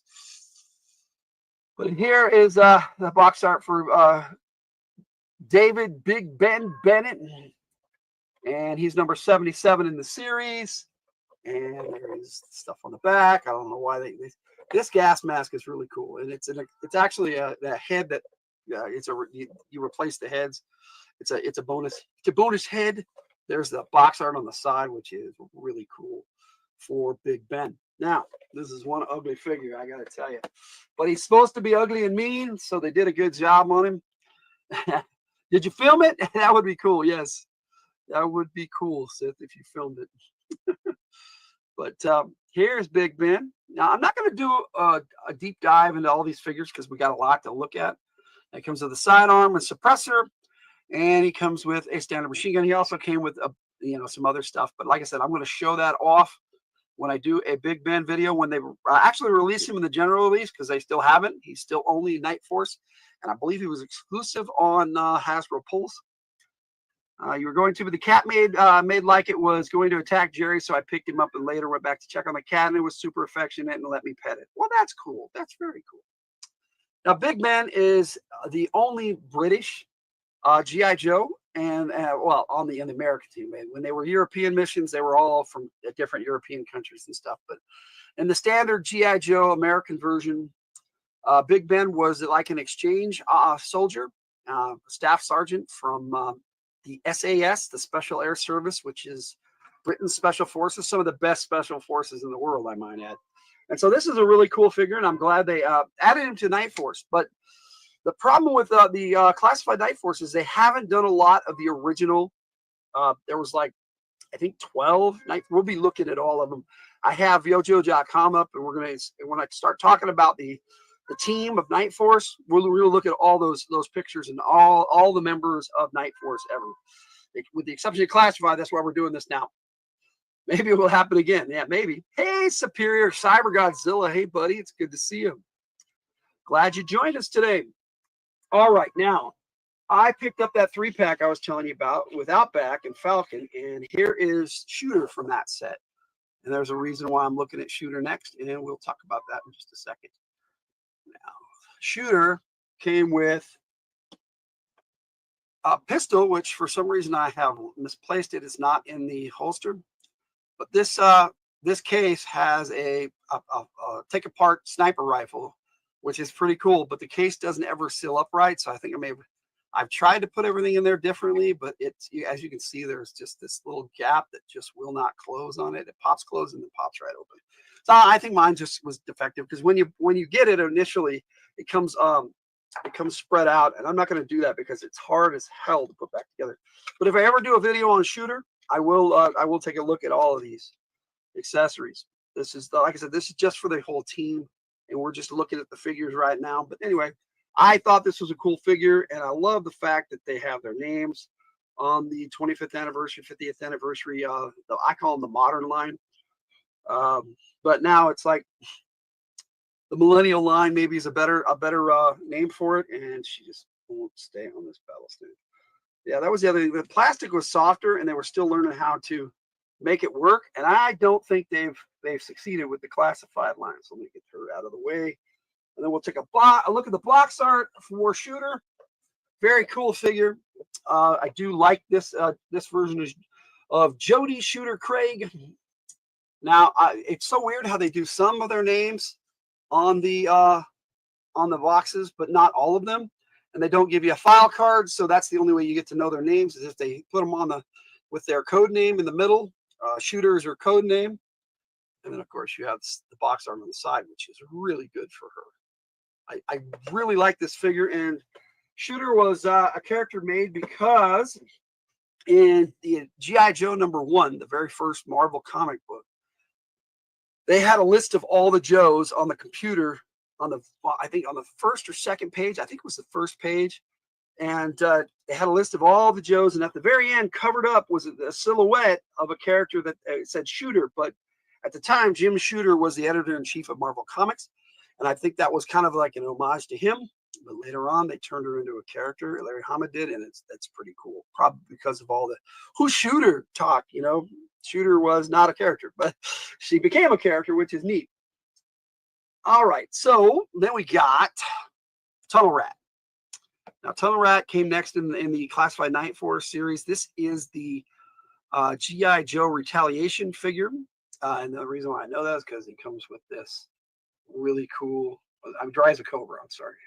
He's a Rise of Cobra figure. And he wasn't listed really as a Night Force figure, but it's an homage to the Night Force, clearly.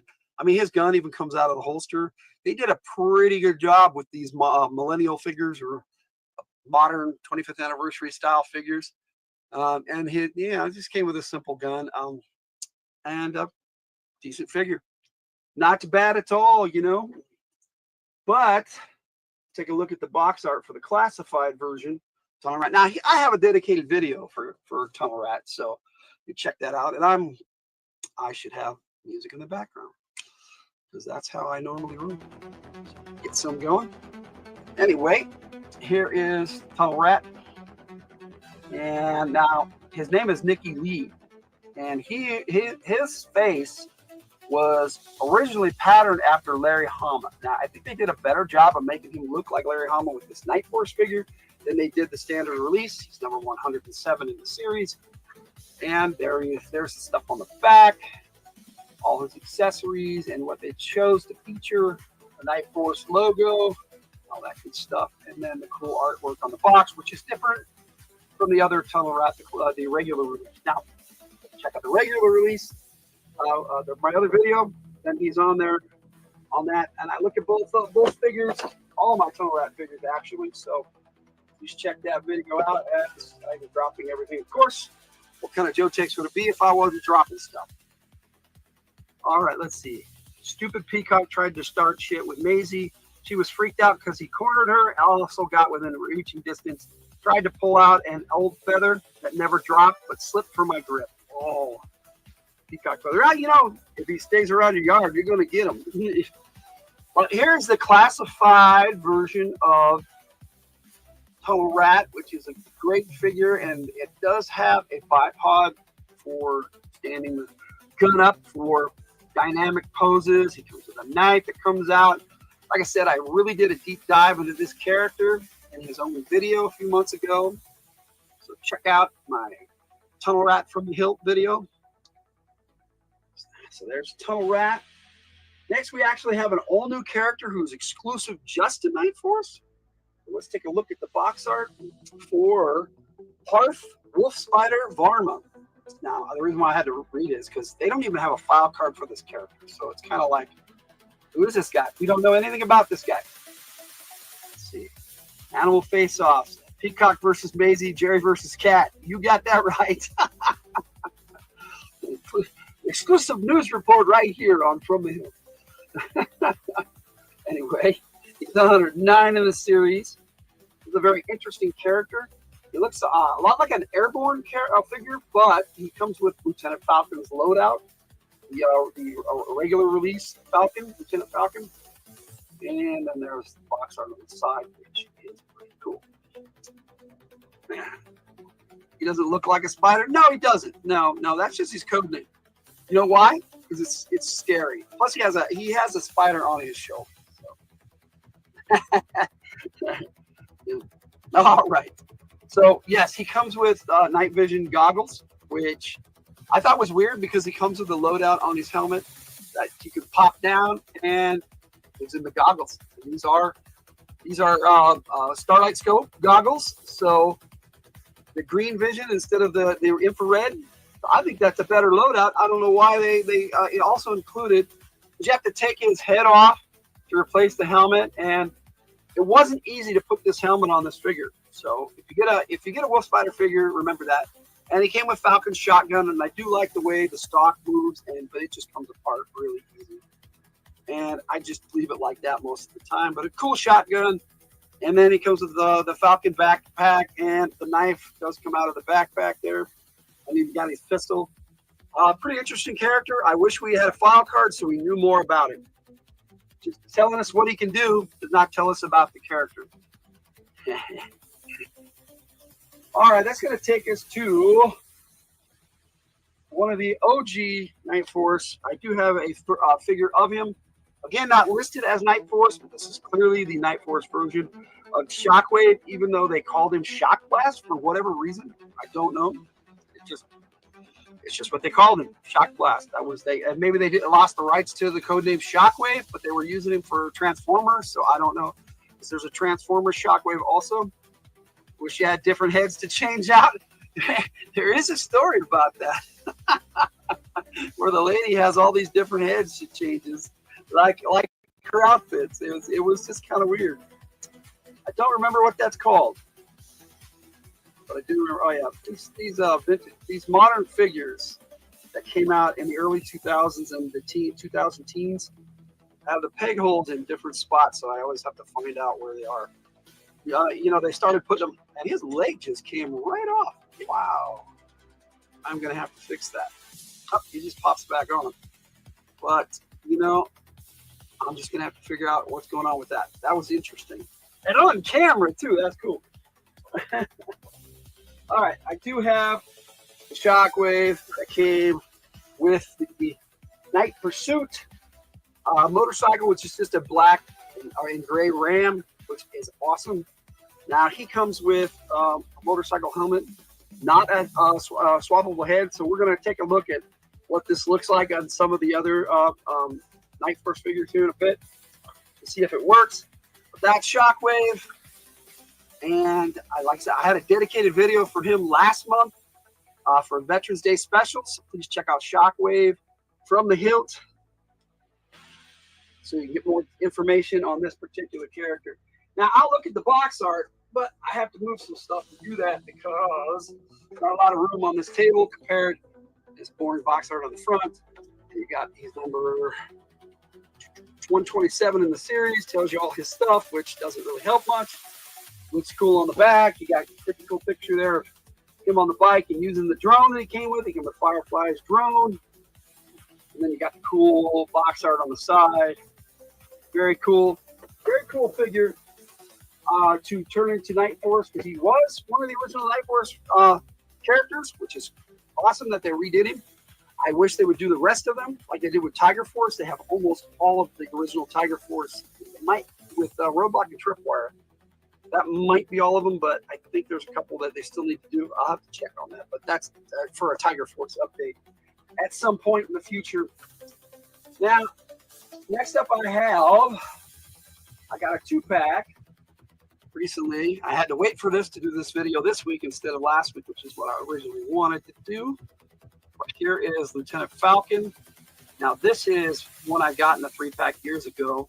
This is my 3 3/4 inch or 4-inch example. Hello, John Toole. Welcome. I hope you do a repack. Yeah, I put them back in, dude. I put them all back in the box. I keep them in the box, and it is a big box, Jess. One of the bigger ones. I think so far the biggest one I got was the Vamp, but I'm betting the biggest one that they put out so far is the Rattler. So that one's coming out this year. That was the HasLab last year, which I had no way I could afford that at this time. So anyway, they did a pretty good job on this Night Force Falcon. Right down to a red scarf, which he has a green one, so I don't know why they did it red. Well, it's good to see you. I'm glad you joined us, John Toole. I talk G.I. Joe at least once a month, and lately I've been doing some older ones that I've reissued. I've got 2 more of those coming up. I've got Storm Shadow next Saturday and Beachhead the following Saturday, and I think that's all I'm going to do for those for a while, because I got to figure out how to do the next series, because they were part of Cobra Conversion 7 and what I call G.I. Joe Goldbrook, my first one. So I've got to figure out how to work those into new videos and reissue them. That's something I'll do down the line. So just saying, gee, I thought the bike figure set was great repack of figs. Yes, I agree. I have all 3 of the Ram cycles that were released in the classified line, and I think that's my favorite. I mean, Tiger Force one looks cool, but it's not practical. I mean, it's a target. And the original Green Ram, awesome. How can you not like the original? But this black and gray version, sweet. And I agree, that's awesome. Okay, so let us take a look at the box art for the classified Falcon and Coral, because it came in a 2-pack. They've been doing that a little bit lately with certain figures. And they're number 138 in the line. And there's a picture on the back and a few of their accessories that they decided to include that I'll take a look at a couple of them. Yeah, I got them both over there. So, yeah. And there is the side art of the box, and that smirk on Falcon's face is hilarious. You get a better look at it. All right, there's the box. So we'll take a look at Falcon and some of his accessories, because he came with a lot. And I have not done a dedicated video for Falcon yet, but I do intend to because I do have the original release of that. And I do have the vintage Falcons. So I like to have all three before I do a dedicated video from the hilt Joe take. But here is the classified version of the Night Force Falcon, which I thought was fantastic. Gym just closed and I'm running out in the parking lot. It sucks because I'm running. Well, you're getting a workout though, aren't you? That sucks. It does suck. Sorry to hear that, buddy. Okay, so I do like this figure. I do like the fact that they made his face look cooler than the regular release Falcon, which I don't know what they were going for with that one, but this is a better looking figure, and the beret does come off. And I understand why it's a black beret for Night Force, but he normally has a green beret because he is a green beret. And this particular figure, he does have the green scarf, which I like. That was a nice touch. And of course, he's got a sidearm, and he does come with a combat knife, but he puts his in his backpack. So I'll take a quick look at it. Because I don't, like I said, I haven't done a dedicated video of this guy. You're helping pass the time, brother. Oh, you're welcome. And I'm glad you joined us, because anybody who loves G.I. Joe, I love talking about G.I. Joe for. And I like talking about G.I. Joe for me. Now, he did come with 2 of these flashlights for some reason. They were, and one of them might be for Coral, but they don't have a place on Coral to put one, but they have a spot right here behind his arm. If I can get his arm just enough. There it is.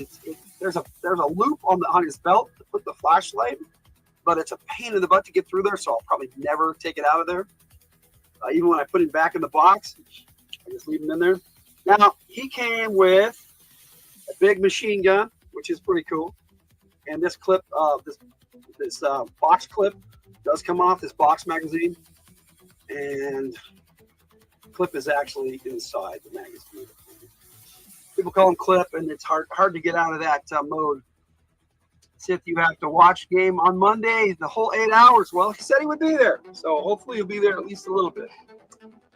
Okay, he came with another set of the night vision goggles, which actually, when if he's got his beret, where's he putting his beret when he puts on the night vision goggles? Or if he swaps out to the motorcycle helmet, the Steel Brigade helmet in Night Force colors. Looks good when they're on the motorbike. I do have it on my On Joe tapes, but I'm going to show it a little bit. We'll show off these figures before I start talking about the vintage. And there is his night vision goggles. And he also came with this big old grenade launcher, which I think is badass. And my poor cat. And there we go. That's what's going on in the background. So that's Lieutenant Falcon, and I call him Captain Falcon, and I will get into, when I talk about the team a bit, why I call him Captain Falcon, because I think at this point he should have got a promotion, but I'll talk more about it in a bit. And as we take a look at Coral, who did not come with as many accessories, this is basically a Scarlet figure with a brand new head sculpt and different colors, which they did originally for Action Force. Coral was an Action Force figure, not in Coral. It's Coral, Q-U-A-R-R-E-L, like a fight, Coral. Or they used to call crossbow bolts corals as well. Stop by and say hello to you and make a joke to make you smile, Jess. That always helps, Sid. Sid actually played in the original New Year's game, so hopefully you'll be checking that out. Now, this crossbow from that Scarlet came with for the retro line was awesome, and this is what this figure is based off of. Even has the same loadout with all these little bolts that come out of her pouch right here. And they actually snap into the crossbow, but they are easy as hell to lose. So I won't be doing that on camera, but she does have the combat knife, which every soldier should have. This pistol, they don't have a holster for, so I just shoved it in the belt. See that very well, but there you go. Just light on it. I just shoved it in the belt because she comes with this massive 45, not a 9mm Beretta for sure. Why is she called Coral? That's what they originally called her in Action Force. They do have a file card for her, and I did not grab it for this video. I wish I had. If somebody reminds me later on, I can go grab it and we can look at it while I'm still alive. But I don't want to go more than a little over an hour tops. because we got a lot of things coming up tonight, including Spine Chicks Live later on at 8 p.m. Pacific. And she came with an M16, which is awesome. Full loadout. The magazine comes out, pops back in. She's got the 45. She's got the combat knife, the M16. Very cool character. And she actually looks pretty cool. And I don't know if I'll ever do a dedicated video for her. That's why I wanted to show off all her accessories. But she also has a comm link on her ear. I don't know if you can really see that, but that's pretty cool that they did that for her. And that's her version of the Joe Pro, which they kind of have been eliminated, and I don't know why, because Joe Pros were pretty cool. And if you don't know what I'm talking about, Tunnel Rat's got the perfect example of a Joe Pro on his shoulder. It's a little communication device, various colors. Night Force uses the red in there instead of the blue. Most figures use the blue. And let me see, Jess says, there is something I read that may help her chill. I was trying to find something for, it's catnip actually helps him chill. But we're not getting that till Monday, unfortunately. She might be done by then, so we I don't know. We will stay, but a joke might help a little. But yeah, any advice you give there, Jess, is cool too. She was trying, didn't do this because it was a little weird, so I'll put it in Discord. No worries, thanks, I appreciate that. All right, now I have one more figure to look at, and on Joe Takes video for this on Joe Takes 55. I had a couple of figures that are Night Force, and one of them is Gung Ho, but Gung Ho is always making it with the cameos, and he's kind of buried behind boxes up there at the moment, but he's in all my, I try to put him in all my G.I. Joe on Joe Takes, not necessarily the Cobra ones. Yeah, I know there are other various things, but I'll check it out, Jess. Thank you so much. But here's one that they overlooked that should be Night Force, and they've never put him in Night Force, and it's Lowlight, the Night Spotter. Now, Lowlight is a no-brainer for the Night Force, and this is not the first time Hasbro has done this. They start a sub-team and don't put the dedicated soldier for that sub-team on the sub-team. It just seems dumb to me that they do that. I don't know why they do that, but they do. Now, Lowlight came with this full loadout. I'm only going to show a few of these accessories because I don't need to show off that big old sniper rifle that fits in the case like the smaller one. It all comes apart, but I do have the sniper rifle in his hand. I'll show it to you. And then he also has a small pistol and a magazine that goes in there, and a pair of goggles that stretch. It takes a bit to put them on there, but they stretch and they fit on there. And that's where we're at with that. And of course, you got his kick-ass box art, and I do have a dedicated Lowlight video too. So check out Lowlight for me. Now, this figure, we'll take a quick look at him. Like I said, I have his own video, so you check that out. Comes with red goggles. And I do have another version of him, but I will be talking about that a little bit tonight. Spoiler. But he comes with a comm device on his leg that actually comes out like a radio. It looks like it's an electronic device of some sort, not just a cell phone. Looks like you can do a lot more with it. And that pistol that it comes with is cool. And those goggles, just man, they look so cool. And I think he should be on Night Force. It isn't. It never was put in Night Force, but that's why I have him in this video, and that's why he's on Joe Takes. Because in my head canon, he's Night Force. He's the reason they have Night Force. So it seems like kind of dumb that they didn't put him on the team. All right. So before we get looking at the vintage stuff, which I'm going to go straight to yojo.com and we'll check all that stuff out for you. But before we do that, I'm going to play this video that has my on Joe Takes 55, which has all of these figures loaded out again with Gung Ho and Lowlight in the video. So let me see if I can present this video. And there it is. Here you go. And I'll be here to talk over it. You get to hear this song again later because I have a full music video for it. how funny can you get this thing? He's talking over the video, talking over the, but like I said, I give a better view of all these figures in this video. Falcon leads with a steady hand, a green beret backed by fearless band. Shockwave's ready. That would be funny, son. SWAT specialist, his courage devoted through the jungle, the city, the desolate plains. Night Force rise to break Cobra's chains.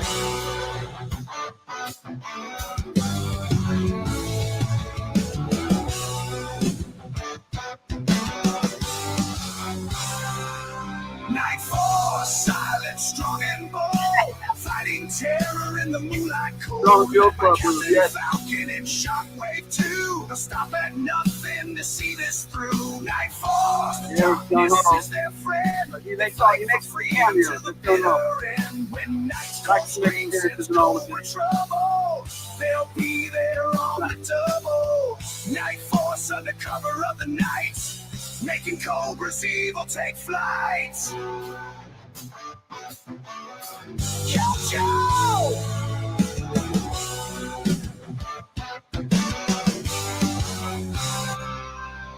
Cobra schemes are vile and cruel, but the Night Force plays by the nighttime rule. Laser sights pierce the midnight haze. The fight ignites in a fiery blaze. They move like shadows, no trace behind, stealing Cobra secrets, blowing their mind. Explosions of metal and the thunder of boots. Every mission's a battle, and Cobra uproots. For me, those are the two leaders of Night Force now, but I'll talk about that in a bit.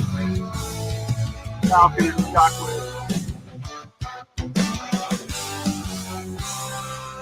Night Force, silent, strong and bold. Hey, like I said, I'll play a full music video for it at the end.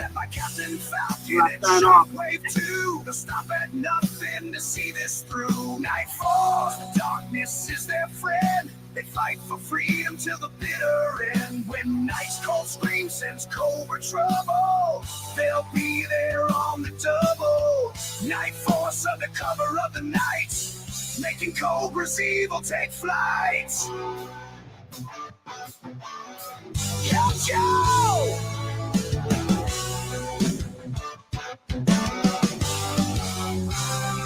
In the still of night, when hope runs thin, they'll strike in the shadows to let the light back in. It is AI. Yes, I'm sorry. I missed that part of the question, John. It is an AI song, but I did write it. So, well, I wrote most of it. I used ChatGPT to give me structure and take my thoughts and put them into a song format.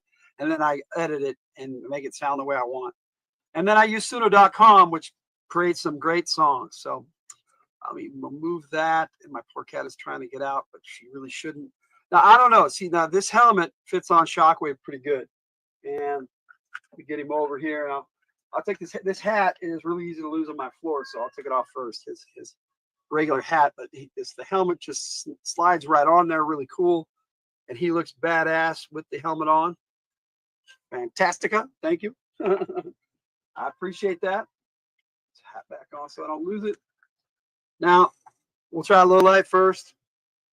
No, the helmet does not fit on low light. So we have the dedicated helmet heads that we can use to swap out heads, which is pretty cool. This version, we have one for ladies and one for guys. So 2 different sizes came with that Falcon and Coral pack, which is kind of cool. So it does not fit on low light. So let's okay, well, I can't try out Wolf Spider because I'd have to take his helmet off. Not happening. But it looks like it's going to fit on Tunnel Rat. That is my guess, is that it'll fit. And there it goes. Slides right over his head. Pretty cool. So he can ride the motorcycle with the helmet. All right. So low light. Tunnel Rat is in. Low light is not. I'm sorry. Now, this helmet looks like it'd be too big for her. Not. And so we'd have to swap her head out with the helmet, with the female head, because her ponytail prevents it in the back. She's got this ponytail, prevents the helmet from going on. Now she does have different hair sculpt, so the other hair sculpt might work. I don't know. I don't like that hair sculpt though, and I know it's not going to fit on Big Ben. So just Tunnel Rat and Shockwave. But we tried. We tried. All right. So I'm going to put that back with Shockwave, and now let's take a small look at as quick as we can here Let me share my screen, and I will pop off here so you can hear me, but not see me. So we'll take a quick look at this and who the original team members were. You had Crazy Legs, and so that's Crazy Legs was originally like a red color, red and gray. So this Night Force one would look pretty cool. Now some of them look cooler, but I already had every figure at this time. And this, like I said, this Night Force Falcon, the homage to him, the new one, the classified line looks pretty close. So there's Falcon, and this is your original team right here. The original 6, and then they had 6 more the next year, so they actually had 12. And when I'm looking at this, I can't really see what's in the chat. It's Tunnel Rat in Night Force. Yeah, I was just showing him. This is Tunnel Rat. He's the Night Force Tunnel Rat. What are you talking about? What you talking about, Jess? This is the Night Force Tunnel Rat. Yes, ma'am. Lowlight and Gung Ho are the ones who are not Night Force. But anyway, Outback, like I said, it was one of the originals, but he looked completely different. They don't have anything like that. Let's see here. Psych Out. And then they had Sneak Peek. Like I said, I have all these figures vintage, just not the Night Force ones. And at the time, it was like, why should I buy another figure when I already got one just because it's a different color? And I wish I had because they're so cool looking. But let's go on to the, that was 1988. In 1989, they came out with Charbroil, which all these figures came out the year before that they were released as Night Force. So all these figures actually came out in 88, the first year in Night Force. But the very next year in 1989, they brought them out as Night Force figures. So there's the Charbroil one, and I actually like the original Charbroil better. Now, some of these, like Lightfoot, looks a lot better as a Night Force figure. And he was the explosive expert there. Then you have Muskrat, and it's hard to say. The Night Force Muskrat versus the original, which is all green, a dark green. It's a really cool looking figure. Let's see if I have any comments. So I can't see your comments when I'm over there looking on yojo.com. Don't know anything about these people, even though I've been watching these premieres and stuff. No worries, Jess. This is how you learn. We learn together. We talk about stuff together. Repeater was a very cool figure, but I do dig this Night Force loadout, the colors and everything. It was the same figure, just redone, and they were Toys R Us exclusives originally. So yeah, this Shockwave figure looked really cool, but the other one was, he's blue and looked awesome with this computer style camouflage. Very electronic camouflage, very cool. Here's the Spearhead, and his Bobcat Max was originally orange, a dark, like rusty colored orange. But this here Bobcat is black, so it's not Max. It's a different one, unless he names all his Bobcats Max, which is a possibility, I suppose. Geralt of Rivia named, and from The Witcher 3 names all his horses Roach. So Muskrat, love that song. I do too. Muskrat Love, it's a great song. But we're talking about the character Muskrat from G.I. Joe. All right, let me see here. We got Crosshair in 2003, and this was released as a 3-pack. As a carded in a 2-pack with Nunchuck. I don't have either of these characters, but they had the Night Force logo, so they were marketed as Night Force figures. And there's the Nunchuck. And I'll look at the other one afterwards, and we'll see what he was doing in Night Force. This is a Duke, a version of Duke that became Night Force in 2003, carded in a 2-pack with Pit Viper. But it looks like he was carded as Night Force. Let's see if they have anything down here that says so. Yeah, maybe on the file card, but not something I want to get into at the moment.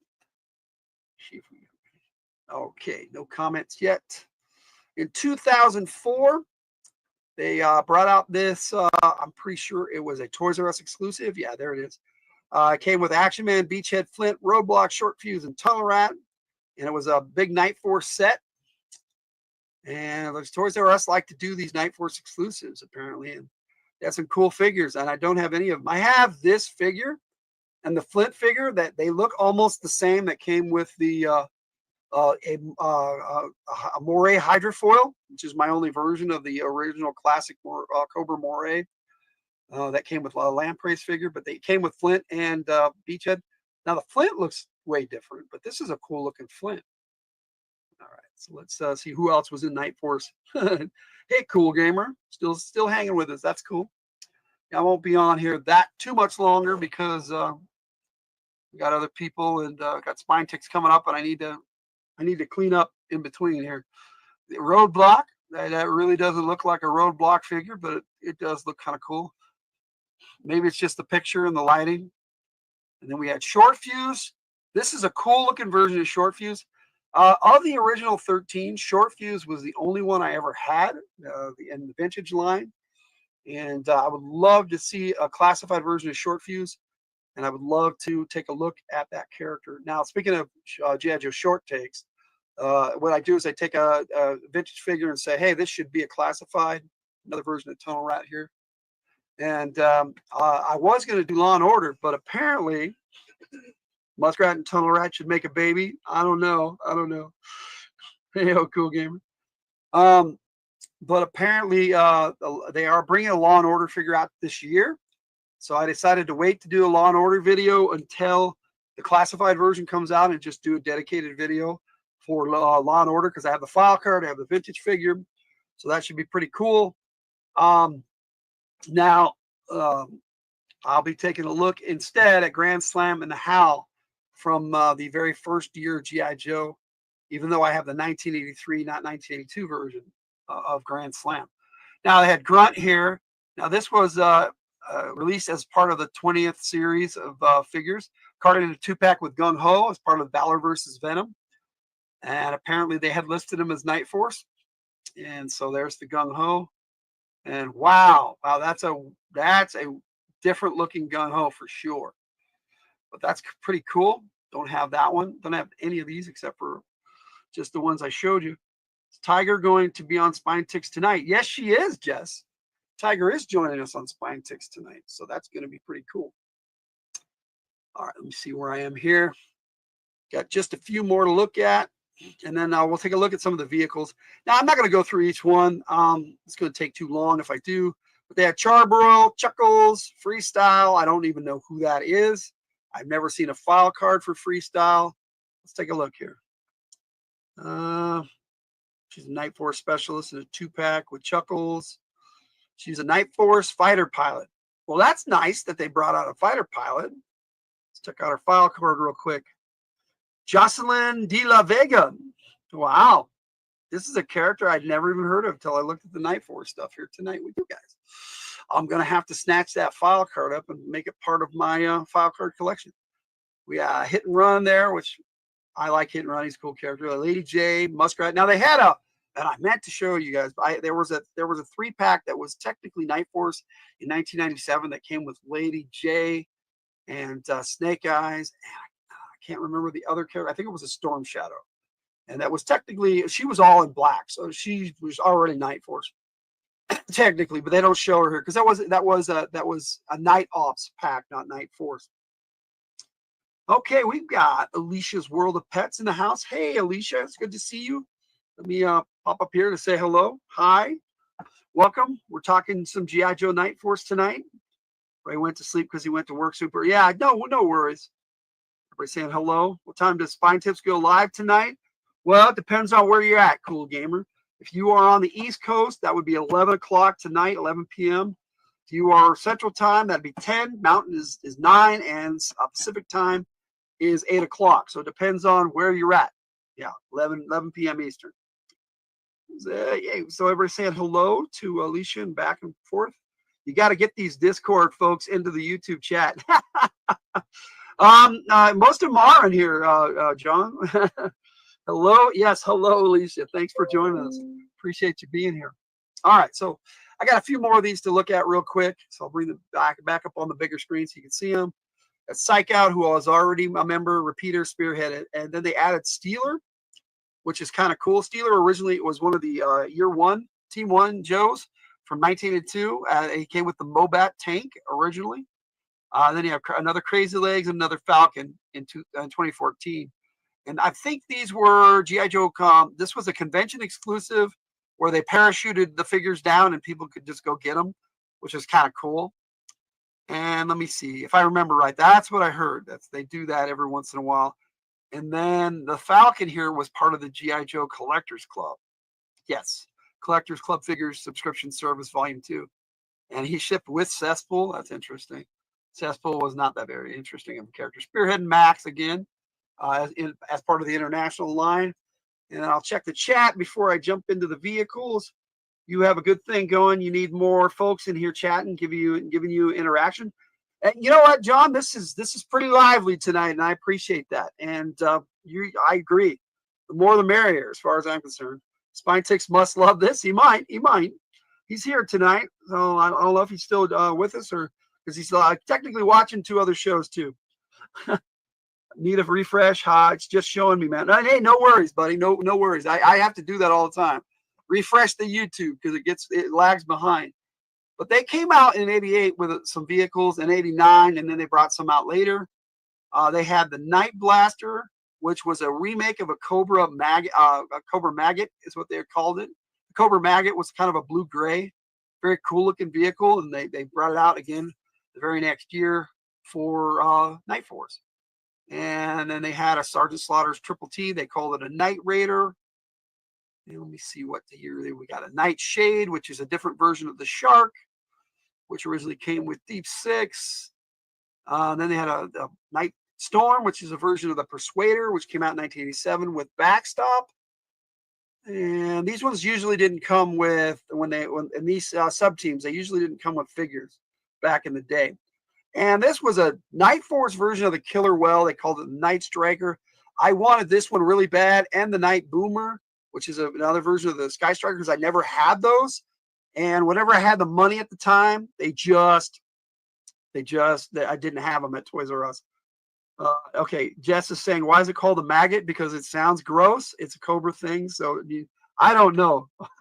The driver's name was Worms, so you figure it out. Maggot and Worms. Yes. Yes, he was watching my live stream at the Christmas Light Carriage ride in Carnival. Yes, Spinetix is awesome. If you support him, he supports you. So yes, and he'll be hosting Spinetix live tonight, and my wife, the Tiger, and I will be on there as panelists. So please join us. Link in the description. All right, for the 1989 loadout for the Night Force, you have the Night Boomer, which it's nice that they later on gave you a dedicated pilot for Night Force, which I didn't know about. Freestyle. This is another version of the Moray, the Night Ray, which is really cool. I wish I'd have gotten that one. And this one, I wanted this. I missed it by about a week at Toys R Us. They had it. I got paid a week later when I saw it because I used to walk right past Toys R Us and check it out on the way home to and from work. And this bad boy, I saw it and I was like, man, when I get paid, I'm coming back to get it. When I came back, naturally, was not there. Same with the Whale and the one time with the Night Boomer as well.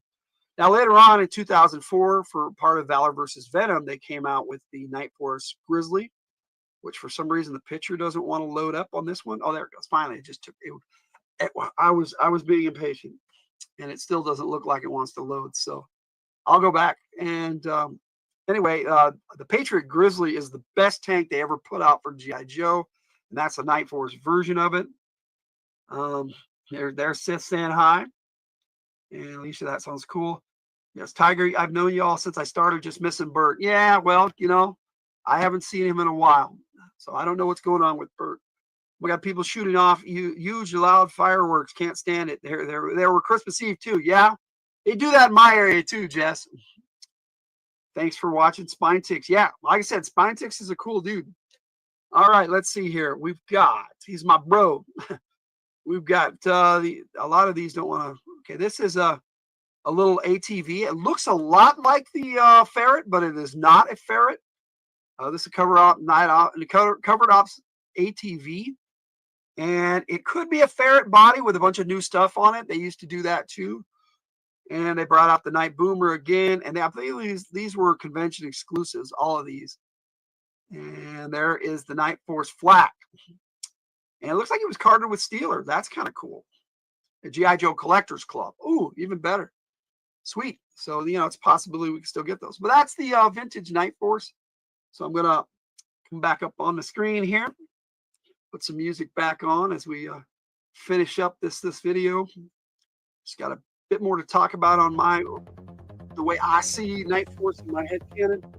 I hope you guys, this has been informative to you, and hope you've enjoyed the video. As far as I'm concerned, all G.I. Joe at one point or another can be on the Night Force. The Night Force GI Joe does Night Force ops. That's part of their, all special forces do Night Force, night ops. So it's kind of interesting that they made a dedicated sub team to it. Yeah, that's what she said. He was sleeping. No biggie. He works really hard. Well, when he's at work a lot. Let's just put it that. No, Ray's a bro, man. He's going to be gaming with us on Monday. So maybe he might be there. He might not. He hasn't decided yet. So in Night Force, I have over time promoted Falcon to captain and made him the dedicated leader of Night Force, and Shockwave. So that's why I call him Captain Falcon in the song, because he is the team leader. And then Shockwave, if I can get him off this bike real quick, Shockwave would be your Night Force platoon sergeant. Now, the reason why is instead of Lowlight is because, well, technically Lowlight is only a staff sergeant, and they had at some point promoted this E4. Originally, it was E4. They promoted him later on to an E7. So he is a sergeant first class, and I think he actually fits that mold of platoon sergeant better than Lowlight. Lowlight's more of a loader sniper type, but these are your door kickers right here. Both of them are. That's what it says on their file cards. They're door kickers. So if you want to check out their file cards, they're all in that video from the whole original team, plus as many as I could find. Definitely won't have freestyle on there because I didn't know about that character. I wish I had. Whatever that is. Notifications while I'm live. It happens all the time. And so the way I see Night Forces, they're the dedicated team leaders. They're part of Charlie Company, which would be your naval ops to drop them certain anywhere in the world, which is pretty cool. I think that GI Joe is that mobile and can be worldwide within hours, really. Between their space shuttle and their aircraft carrier, GI Joe can pretty much be anywhere in the world, and they have jets and all sorts of cool stuff. The bases all over the place. Actually, it's really cool. See, he was just asleep, but I'll try to wake him later. Where are you at? Well, yeah, it's at the top of the hour, so I need to wrap this up a bit. But in my head canon, Night Force is basically the dedicated night ops team, and when they have a night ops, calling Falcon, Shockwave, they call their team together. That's why the classified line is all different figures, with the exception of Tunnel Rat, Shockwave, and Falcon. They're all new guys for Night Force, and I think that's the way Night Force should always be. A rotating team of just whatever specialists they need, put them in Night Force gear, send them on the mission. As far as media, I couldn't find a comic book or cartoon, maybe commercials. I didn't really see any with the Night Force. They didn't talk about it. They didn't make a comic, or they didn't make a cartoon. It fell in that gap in 1988, 1989. Weird question. I got Miniverse thing as a gift. It comes in a ball and has ingredients to make Lord of the Rings sword mold, sword hilt, liquid vinyl. So what's the question? We got a tune in the house. Hello, Tranquil. Good to see you. Tranquil Unique Nature Experience. Please check her channel out.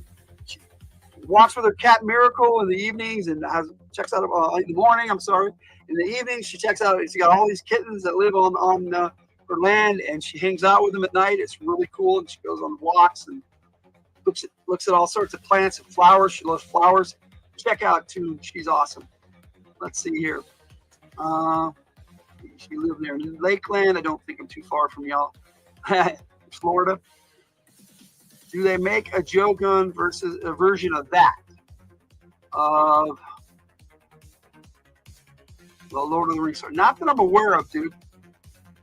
Where you can mold it into a sword hilt. I don't think so. Not that I'm aware of. We're saying hi to Tranquil and Justice. Tranquil saying hi back. He said, okay. Sprinkle a little butter, but it's not exactly chili. Maybe a little. Sprinkle it a little bit. Okay. Yeah, we've had snow and rain back and forth, and the rain will come down, melt the snow, and then it'll snow, and it'll get super cold. Super cuties. Yes, Tranquil has a lot of cute cats. If you're into cats, check out two So as far as media is concerned, just what's on the file cards, and that is in my my file card video, which I already played. So enjoy this version of Joe Takes. So for me, that's all I have on Night Force, because there's really not much to talk about except how I see them and what's on the file cards. Which, like I said, I put all of them into that video. The most I could find. It's a craft kind of thing. Yeah, I kind of figured, bud. That would be cool if they did stuff like that. But you know, they have all sorts of stuff that they do for GI Joe outside of the actual collection, the figure collection, which is mainly what I stick to. I do have some weird things like key clips and just cups and all sorts of GI Joe stuff that it is not part of my main collection of figures, but that's how it is. Stormy weather all day, that sucks too. But it's winter time. Winter is kicked in. So on that note, my friends, that's Night Force, and that's my take on Night Force. Looking out, I'll play the video, the music video for you, and I'll sign off. And thank you all for joining me. A little over an hour, I appreciate it. Thank you so much. Well, anyway, it was like Sid the saying, would you do would you like Disney to acquire the GI Joe franchise? I don't know, Sid. It's hard to say. Paramount already has the movie rights, and I don't know. Let's see what they do with the new Transformers movie that's supposed to be GI Joe Transformers crossover. So let's see what they do with that, which is supposed to be out anytime. I don't know if they actually finished it. We'll see. The live stream for you today. I get that. I've been not live streaming a lot lately too, so it's Christmas time, so we're all vacationing. All right, so here is my video, which is Night Force Dark Heroes. Let me turn that music off. I hope you guys have enjoyed the video, and I'll see you on Spine Ticks tonight and on game on Monday, our New Year's Eve live game, AD&D 2E Saints of Fairmoon, episode 2. Because we did one last year, so check it out, please. Night.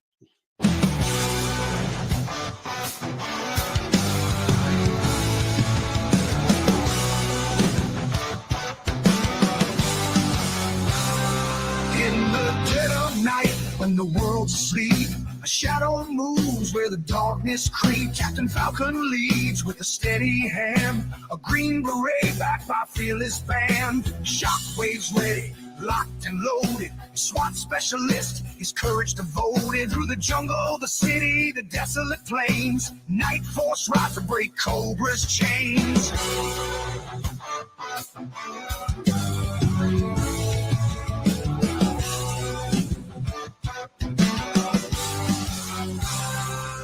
Night Force, silent, strong and bold, fighting terror in the moonlight cold. Led by Captain Falcon and Shockwave 2, they'll stop at nothing to see this through. Night Force, darkness is their friend. They fight for freedom to the bitter end. When night's cold scream sends Cobra trouble, they'll be there on the double.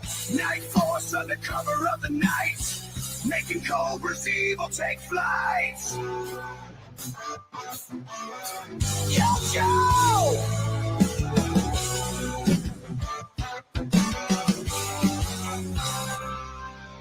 Cobra schemes are vile and cruel, but the Night Force plays by the nighttime rule. Laser sights pierce the midnight haze, the fight ignites in a fiery blaze. They move like shadows, no trace behind, stealing Cobra secrets, blowing their mind. Explosions of metal and the thunder of boots, every mission's a battle and Cobra uproots.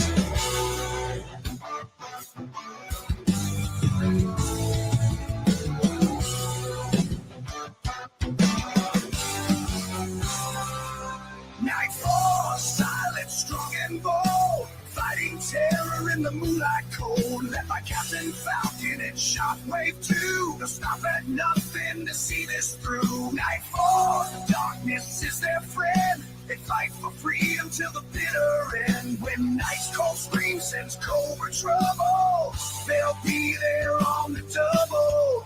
Night Force under cover of the night, making Cobra's evil take flight. Yo, yo!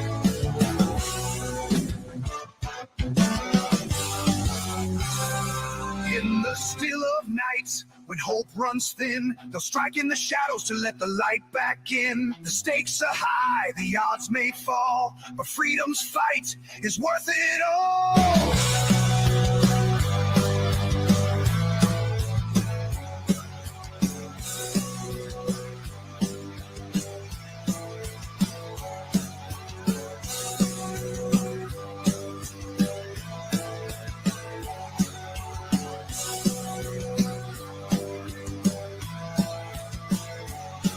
Night Force, silent, strong and bold, fighting terror in the moonlight cold. Led by Captain Falcon and Shockwave too. They'll stop at nothing to see this through. Night Force, the darkness is their friend. They fight for freedom till the bitter end. When Night's cold scream sends Cobra trouble, they'll be there on the double. Night Force under cover of the night, making Cobra's evil take flight. Yo, Joe!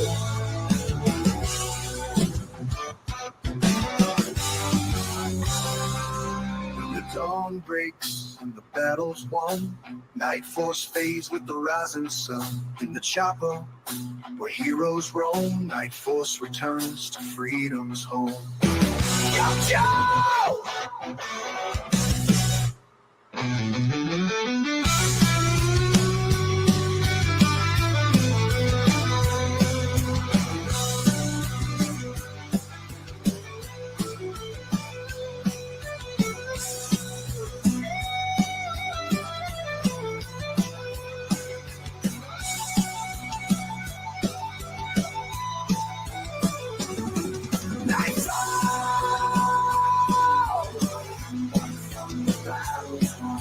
Night Force fades with the rising sun. In the chopper where heroes roam, Night Force returns to freedom's home. Yo, Joe!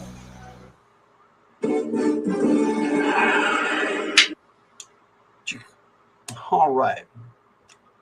Let's just make sure that's the end of it. I'm pretty sure it was. Let's stop the screen and go over and make sure I'm turning that off. All right, let's get some tunes on so we can chat a bit. Got a couple in here I can play, but I'm gonna play this one. I like it better. All right, well, while I watched that, I noticed that on the Tunnel Rat video, I didn't include the On Joe Take, so we'll play that a little bit here in a bit. I just enjoy Night Force. I like it a lot. It's going to be featured. The entire team is going to be featured in my upcoming G.I. Joe Lady Bloodright movie that will premiere in September, I hope, if I can get it done. It's going to be in 12 parts that will play starting 2 weeks from now with my Jinx Joe Take right here on the G.I. Joe Gamer channel. The premiere of the movie will be on From the Hilt, and then later on I'll upload it here to the G.I. Joe Gamer channel. Each part will be here first on the G.I. Joe Gamer channel with each Joe Take this summer. Now, starting in July, Joe Takes is going to be weekly. So after the Jinx video, there's going to be one the following week and all the way through the end of August. And then the first week of August on Logan's Overwatch, I will play the finale. I should have everything done by then. I've got to start primary filming next week. The script is almost done. I just have to write the finale. So the preamble and the 10 Joe Take parts are written. So I just have to film everything with the action figures and have a good time and do some play motion and just get some voice acting going. And I've got a lot of people who are joining me to do voice acting. We're just having a good time with it. And then once I turn it into a movie, though, I'm going to add special effects and all sorts of things and make it look like an actual movie and play it seamlessly without the little extra cards and all that stuff that's going to be on each individual video. Now, I'm not sure if I'm ever going to put out each individual video. I may or may not do that. I think I'm just going to stick with the movie, unless I get requests to do that. Because like the preamble is already out. It came out last month on the Vipra Joe Take. So that is done, except for I'm going to add, like I said, I'm going to fix the music and add, it'll be in post-production is what they call it. when we'll finish it up, and I'll put it all together and integrate it, all 12 parts into one major full-length feature film. So should be fun. So it's just going to be action figures. We're going to be playing with action figures and doing voices, and I've got a really good script written. Just like I said, I just have to finish that finale, which will be the biggest part, or naturally it should be. I got to wrap everything up and all the storylines and everything. Having fun with it, and so Jinx, we'll kick it off here in 2 weeks. So I really got a lot of filming I've got to do. I will definitely have her part done by the end of next week, so I'll have it ready to go beforehand. Not like the last minute like I did last time. Bless you, Tiger. She's sneezing in the background. But Thank you. we've got some cool stuff coming up on the G.I. Joe Gamer channel every Wednesday, and over the course of the next 2 months and probably into the foreseeable future, there will be something live on the G.I. Joe Gamer channel on Wednesday nights. So I will be here next week for the second episode of Logan's Overwatch with Brian, Gaming with ADHD. Unfortunately, Victor Gibson won't be able to join us. He's got life issues going on, and that happens, you know. And maybe we'll get somebody else to come on with us. We'll see what happens. It should be fun. Either way, we're just going to talk about things, and we're each going to come up with a question, and we're going to give our answer, and then we're going to let whoever else is on answer with us. So if I don't have another host, I will actually have a second question that I'll have. Brian, Gaming with ADHD, has already come up with his question, which is, what obscure Joe that only came out with one Joe do you remember? And maybe would like to see as a classified figure if they don't already have it. So we'll check that out. I don't know if that's exactly how he worded his question, but that's the gist of it. So we'll be doing that next Wednesday night right here, only it comes on a little later. Probably about the same time as right now. Comes on at 8 p.m. Mountain Time. We're gonna have a good time. Logan's Overwatch is a later show because it's been Gaming with ADHD. Come on with us and chat, talk some G.I. Joe stuff. All right, so we got G.I. Joe for you right here on the G.I. Joe Gamer channel. Now, every Friday on the G.I. Joe Gamer channel is going to upload a new file card. It usually coincides with the Joe Take that came out that week, if we're going to have one that week. Normally, Joe Takes is only once a month, but like I said, starting in July and August, for our Lady Blood Right movie, each part will be every week, and so we'll have a Joe Take for each character that is kind of featured in that video each week. So that should be a lot of fun. You can check out From the Hilt. That's our parent channel where we're a crew. We got the Tiger over there, and we're joined by lots of other folks on a regular basis, definitely for gaming, which we normally do on Sundays and Mondays, which this upcoming Monday, we will have 2 back-to-back, Sunday and Monday, military action games. You can check that out. It's basically role-playing G.I. Joe, and we have a lot of fun with that. So please check that out. That's not going to be on the G.I. Joe Gamer channel. That'll only be on From the Hilt, where all our live play games are done. So I hope you enjoy. The military action game is something that I wrote myself. So please come enjoy that. That is the way I like to run games, and it works really good for the military action game and G.I. Joe. So join us for that, and that's about all I got to say on everything. Now Night Force was really cool, and I hope you enjoyed my 3 videos on that. This is the mid-season finale for Joe Takes Classics. Because of what we got going on this summer, there will not be an episode until September, where we will feature Techno Viper and Alpine. That was tonight. Techno Viper and Alpine will be on Joe Takes Classics 16, which will be in September. So look for us then here on the G.I. Joe Gamer channel. I just wanted to show off this box set with Falcon and Coral. They will definitely have a role to play in the upcoming G.I. Joe Lady Blood Right movie on our channel. So on From the Hilt. So if you guys enjoyed my 3 Joe Takes tonight, it had to be a big episode because I needed to wrap things up before we jumped into what's going on this summer. But here you go. I'm going to play that on Joe Takes 53 video for Tunnel Rat because I'm pretty sure I didn't do that during his video. Sometimes I forget things, which is why I do the classics, so I can get everything all together into one space. And then, you know, we'll chat a little bit, and I'll read Coral's file card for you. So hang on just a bit.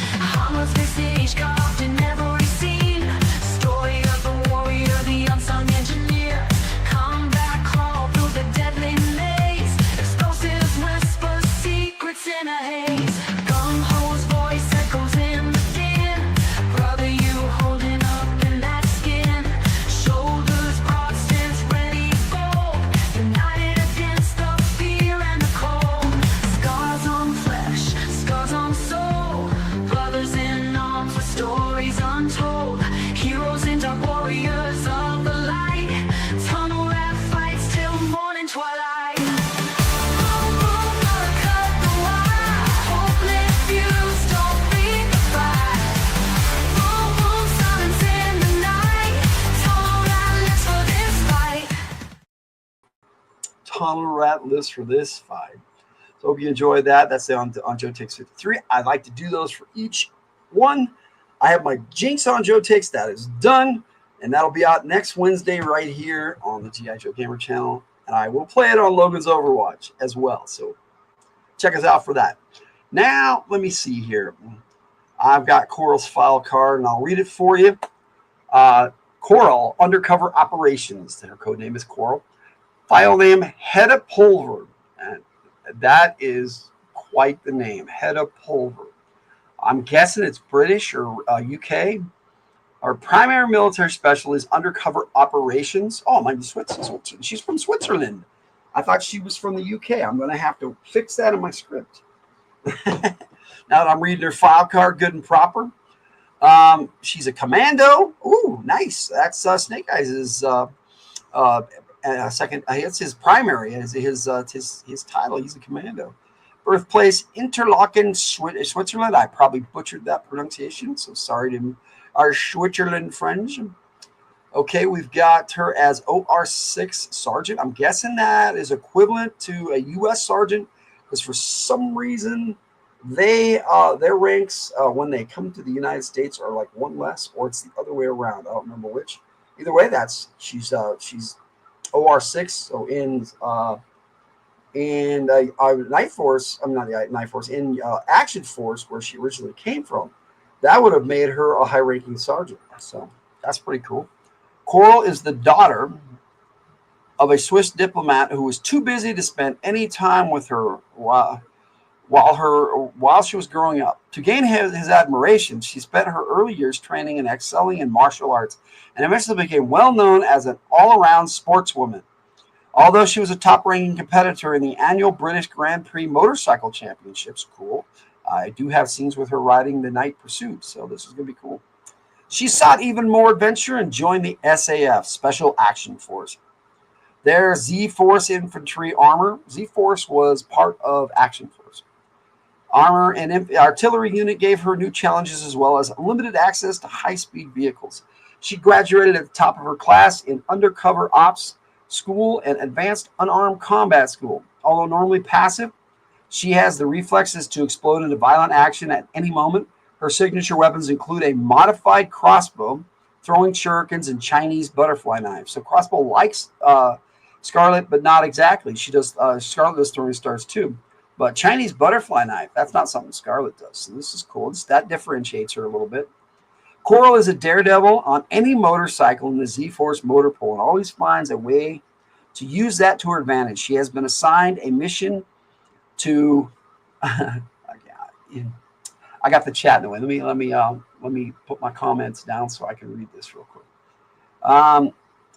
She has been assigned a mission to investigate the reports of an eerie glow emanating from a closed factory, where unusual industrial manufacturing can be heard throughout the night. Her quote, her motto is, "I'll drive anything that moves, but I'll outright anyone on a motorcycle," which actually matches my script because I did read one of her file cards before. This was supposed to be her Night Force file card, but it looks like this is her G.I. Joe Collector Club file card. I wonder if they have just both for each. Because I looked this up on yojo.com and I took it right from that. So interesting. So Coral is pretty cool. So like I said, I didn't know she was from Switzerland, so I'm going to have to fix that in my script and just change a few things to match that she actually comes from Switzerland and not the UK. Well, she's part of Action Force, so to change her accent. We might, yeah. Now we haven't done her voice acting yet, so we'll make sure that she sounds like she's from Switzerland. All right. So that's Coral's file card. I actually had fun reading that. That was cool.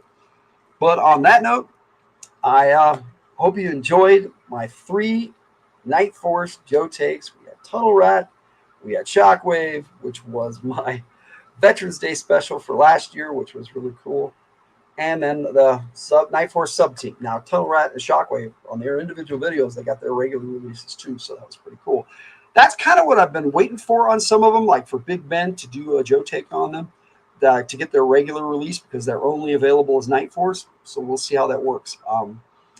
And it's nice. It's nice to have the Coral figure and to know more about her tonight. So I hope you guys enjoyed this. So that's my take on Shockwave, Tunnel Rat, and Night Force. And on that note, I will definitely be around tomorrow night on From the Hilt.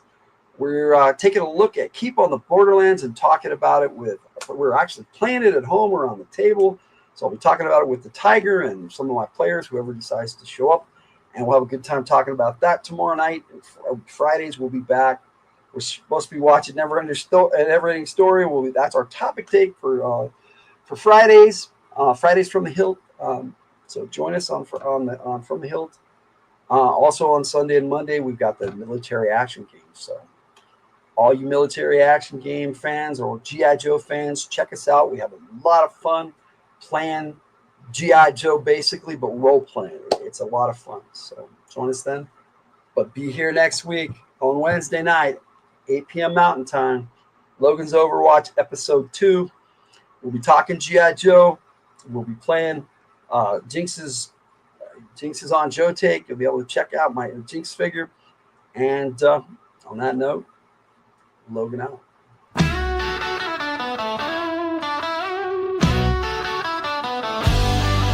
Logan's room full of Joe Take dreams.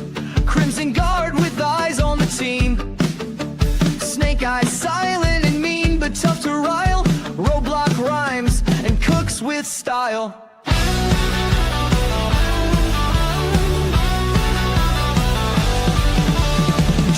The first shirt making with a plan. Cobra Commander schemes with his clan. Scarlet Sharp hits hard, flips fast. Destro's armor gleams from the past.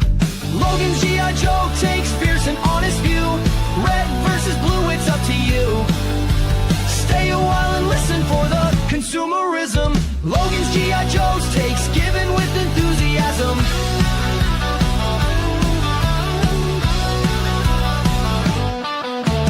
Zartan shifting sneaks in disguise. Storm Shadow's blade cut through lies. Baron is cold with her deadly aim. Shipwreck laughs wins the game. Doc's healing hand in the fray. Flint shotgun clears the way. Major Blood's battle cry echoes near. General Hawk leads, we cheer. From the Hilt on YouTube, tune in for a day. Joe takes to help you with your play. Let's put these characters to the test. Logan's the G.I. Joe gamer, plays it best. Joe, Cobra, let's go.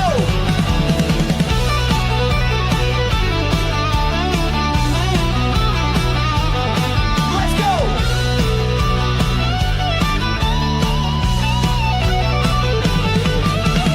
Logan's G.I. Joe takes fierce and honest view.